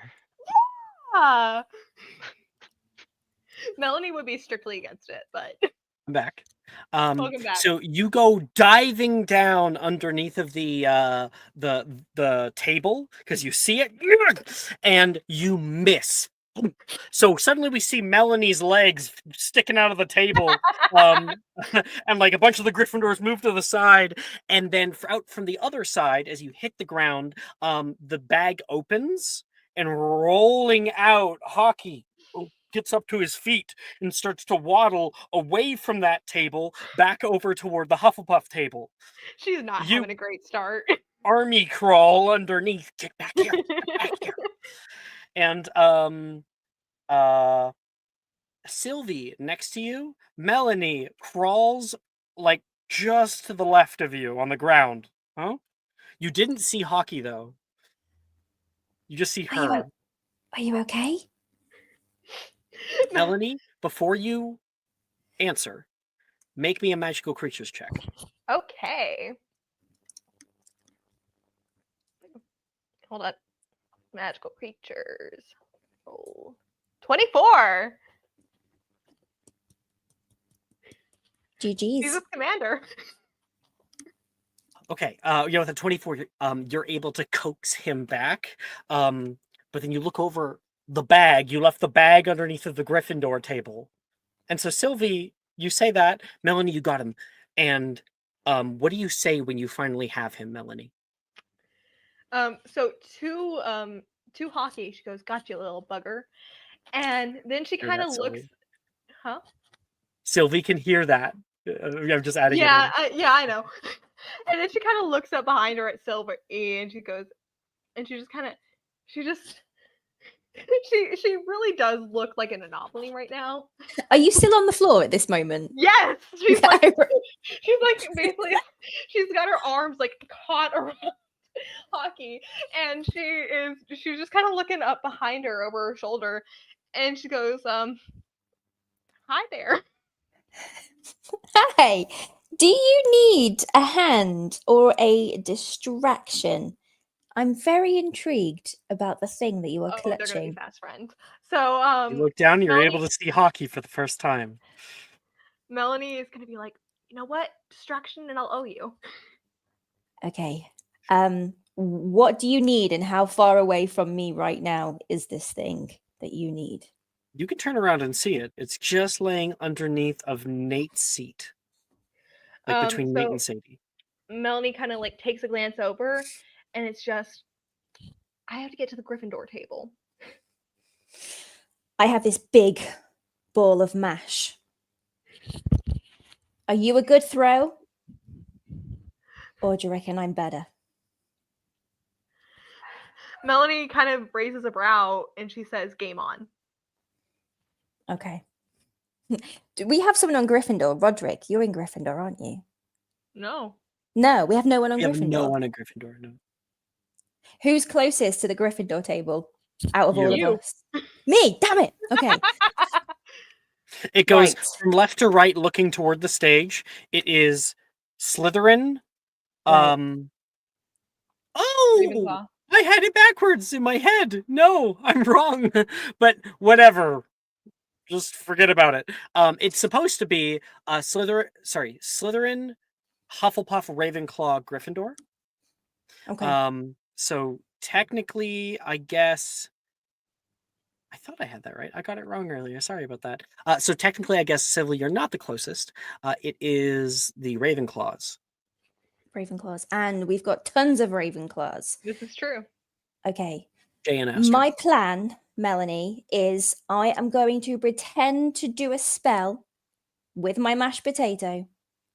And in that moment, I need you to run to the Ravenclaw table and pick up what you need. Can you do this? Melanie just kind of gives her this sure nod, just this one head tilt nod that is Perfect. just super confident, and she's like, "I owe you."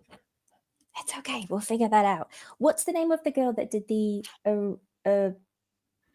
Oreganoris Ren. spell? What was the Ren? Okay, Ren. Ren. What was the name of that spell that you did with the mashed potato before? What's the Ingorgio. spell? Oh, Ingorgio. I got it wrong. I don't think I got the incantation right. The oregano spell. Okay, we'll go through that one. Oregano. She said Engorgio, which is Yeah. Engorgio. Yeah. Okay. Melanie, do you have any idea about spells? Melanie just kind of she looks at her and says, "Not really." Because there's a chance I could say this word as a distraction to throw the mash, and it could be a spell. Okay. Potatoes, Maximus, and Just throwing my them up in the mash. air like I'm throwing it over to Astra because we have this like girly bond, just enough to get her attention, hoping in a telepathic way she can just look at me and think something's going on, just to give Melly enough time to like go under the table. Sorry, and so is the figure it out. mashed potato heading straight for Astra's face? It's going straight to in the vicinity of Astra. Make me a attack roll. You can basically make it a spell attack. So you can do. I think on that sheet there should be the spell attack button. Is that me rolling? Yeah, it would be in the middle. Okay, spell attack. Here we go. 9. So you don't it doesn't end up heading toward Astra. Instead, it heads toward one of our Ravenclaws. So that is okay. Astra's gonna hit her with a Defendo potato. roll me a D7. Is this me or Astra rolling? Sorry. You, Sylvie. Me. Okay, right. Exclamation mark. Space D7. 1d7, I think. 4. Yes. Stersha. So as you throw it throw it out toward Astra, Astra's like Defendo potato, and I feel like the camera sees you throw it, then the camera cuts over toward the Ravenclaw table. She does this thing, and then out from right camera, potato smashes onto the back of Saoirse's head. Oh! And that gives you enough of a distraction for army crawling. Yeah, she goes.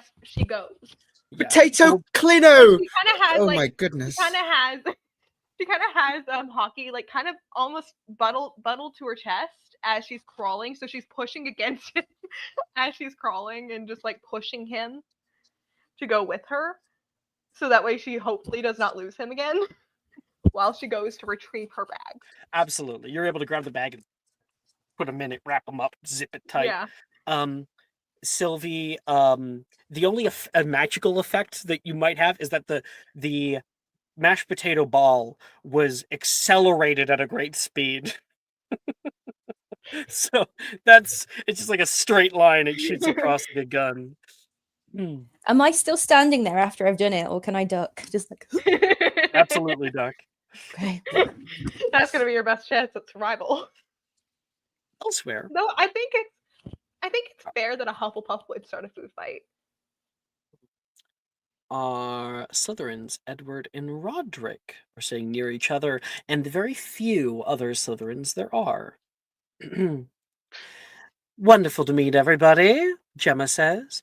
I'm Gemma Drayton of House Drayton, and I think I got most of your names. We had Mr. Hawthorne, pleasure, and Von Lockwood. That's I'm me. surprised. I thought your family wouldn't show your faces around here any longer. But why is that, Miss Drayton? If I was incorrect, then allow me to apologize. I mean nothing by it. I surely hope so, and I was actually about to say how charmed I was to see you here. Truly a pleasure. Well, of course. Nice to see that you're on the right side of the fence. Obviously. What do you mean? Ernisia says back. Well, Mr. Rosier over there decided to change teams, but they're always like that. So glad Sorry. I didn't bet. Sorry, Edward, say your thing. Say your thing. Sorry. It's a good thing I didn't bet money on that. I had him down as a Slytherin for sure.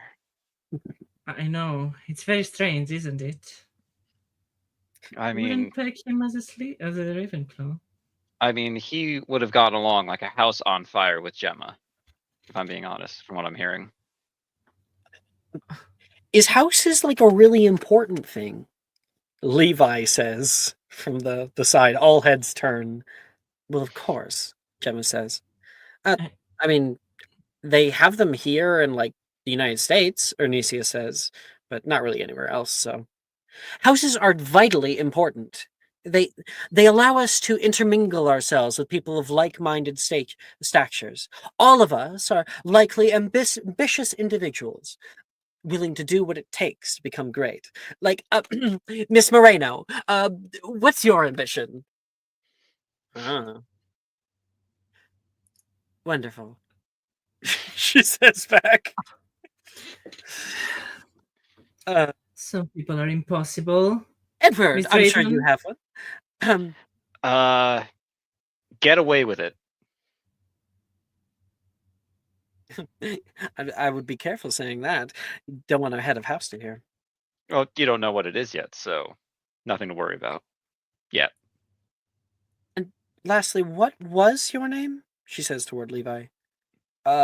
Levi. But like some people back in grade school used to call me Lee, so you could do that if you want. I'm not gonna do that. Cool.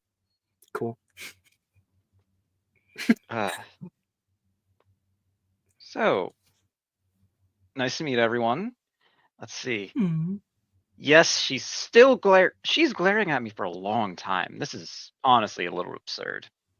Who is? My sister, Celine. She's a 5th year, and well, actually, if she comes over here, it could be funny. But I'll leave that to chance for now. But would you like to mess with her? Is the sky blue? Is water wet? Is grass green? What is he most scared of? Oh no, don't worry. I set this up before I got on the train. Just get her You over like here and you like messing with your sister too? It's like my favorite pastime. Arnesia says. Arnesia Green. Nice to meet. Edward Hawthorne. And it's so once you know, it's so easy. It's so funny seeing them get all riled up about something. I think we're gonna be good friends. She says. Oh, I can tell. This is going to be good. But how was everyone's train ride? Mine involved some misfortune, but otherwise it was all right. All right, Mr. Hawthorne doesn't have a stomach for the beans. Listen, it's a poor decision on my part. Never again. My brother thought it'd be funny to give me 3 at once. I nearly threw up right on his shoes. Ugh, unbecoming. Oh, that's better than what I did. I did throw up. I think I actually had to step on Roderick over here to get to the window in time. Indeed, I believe some of it's blasphemy. Truly disgusting. No, I made sure it's only on the side of the train. It didn't get inside. We'll be sure to get Professor Slughorn to give you a good cleaning, Gemma says to Von Lockwood. I surely hope so. But Levi, I'm guessing you don't have a magical parent? Oh, how could you tell? I think it was the thing about not knowing what the houses meant that was the biggest tell. Right. You guys all do? Yeah. Yeah. Gemma says back, actually, I learned on the train, Taylor says. And Levi goes, yeah, I just live out in London, so Right. little commute.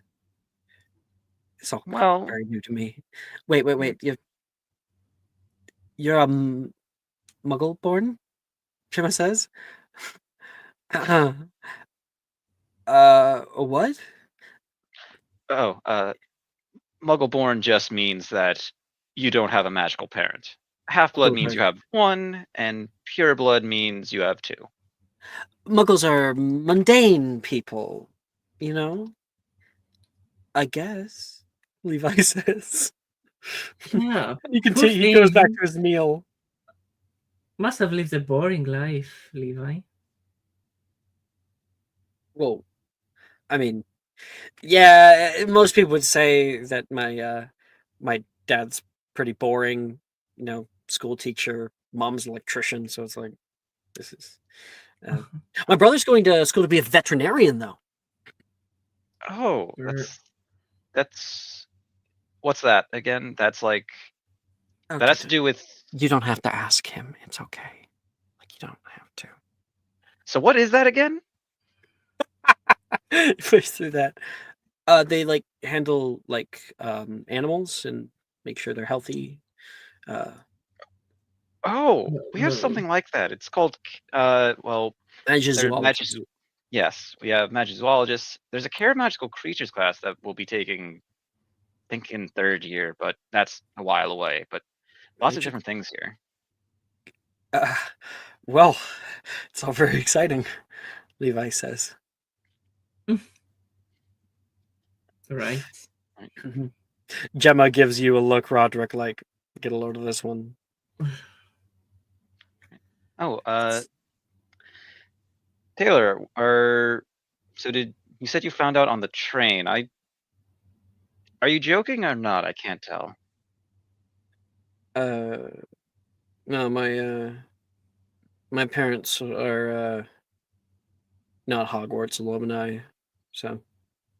Oh, did they go somewhere else? Yeah. Where? Long pause.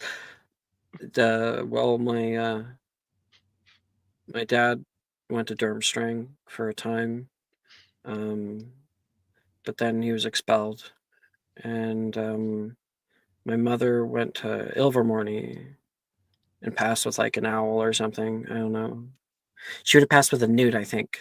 Ernesia says. Yeah, whatever. She works at the border. Truly. Sounds fun. Excited to be in Slytherin? Are you still talking to me? I'm waiting on the answer. And that is Taylor. She's a little odd. So many characters, so many people, vibrant life in this new castle. So much is still at your fingertips. And we will see all of it, including our common rooms and classes and professors and grades and everything, come next episode of Magic and Mysterium. Thank you, everyone, for playing. Thank you guys for watching, and I will see everybody next time. Bye-bye, bye-bye, bye-bye. Thank you. Bye. I've got a treat for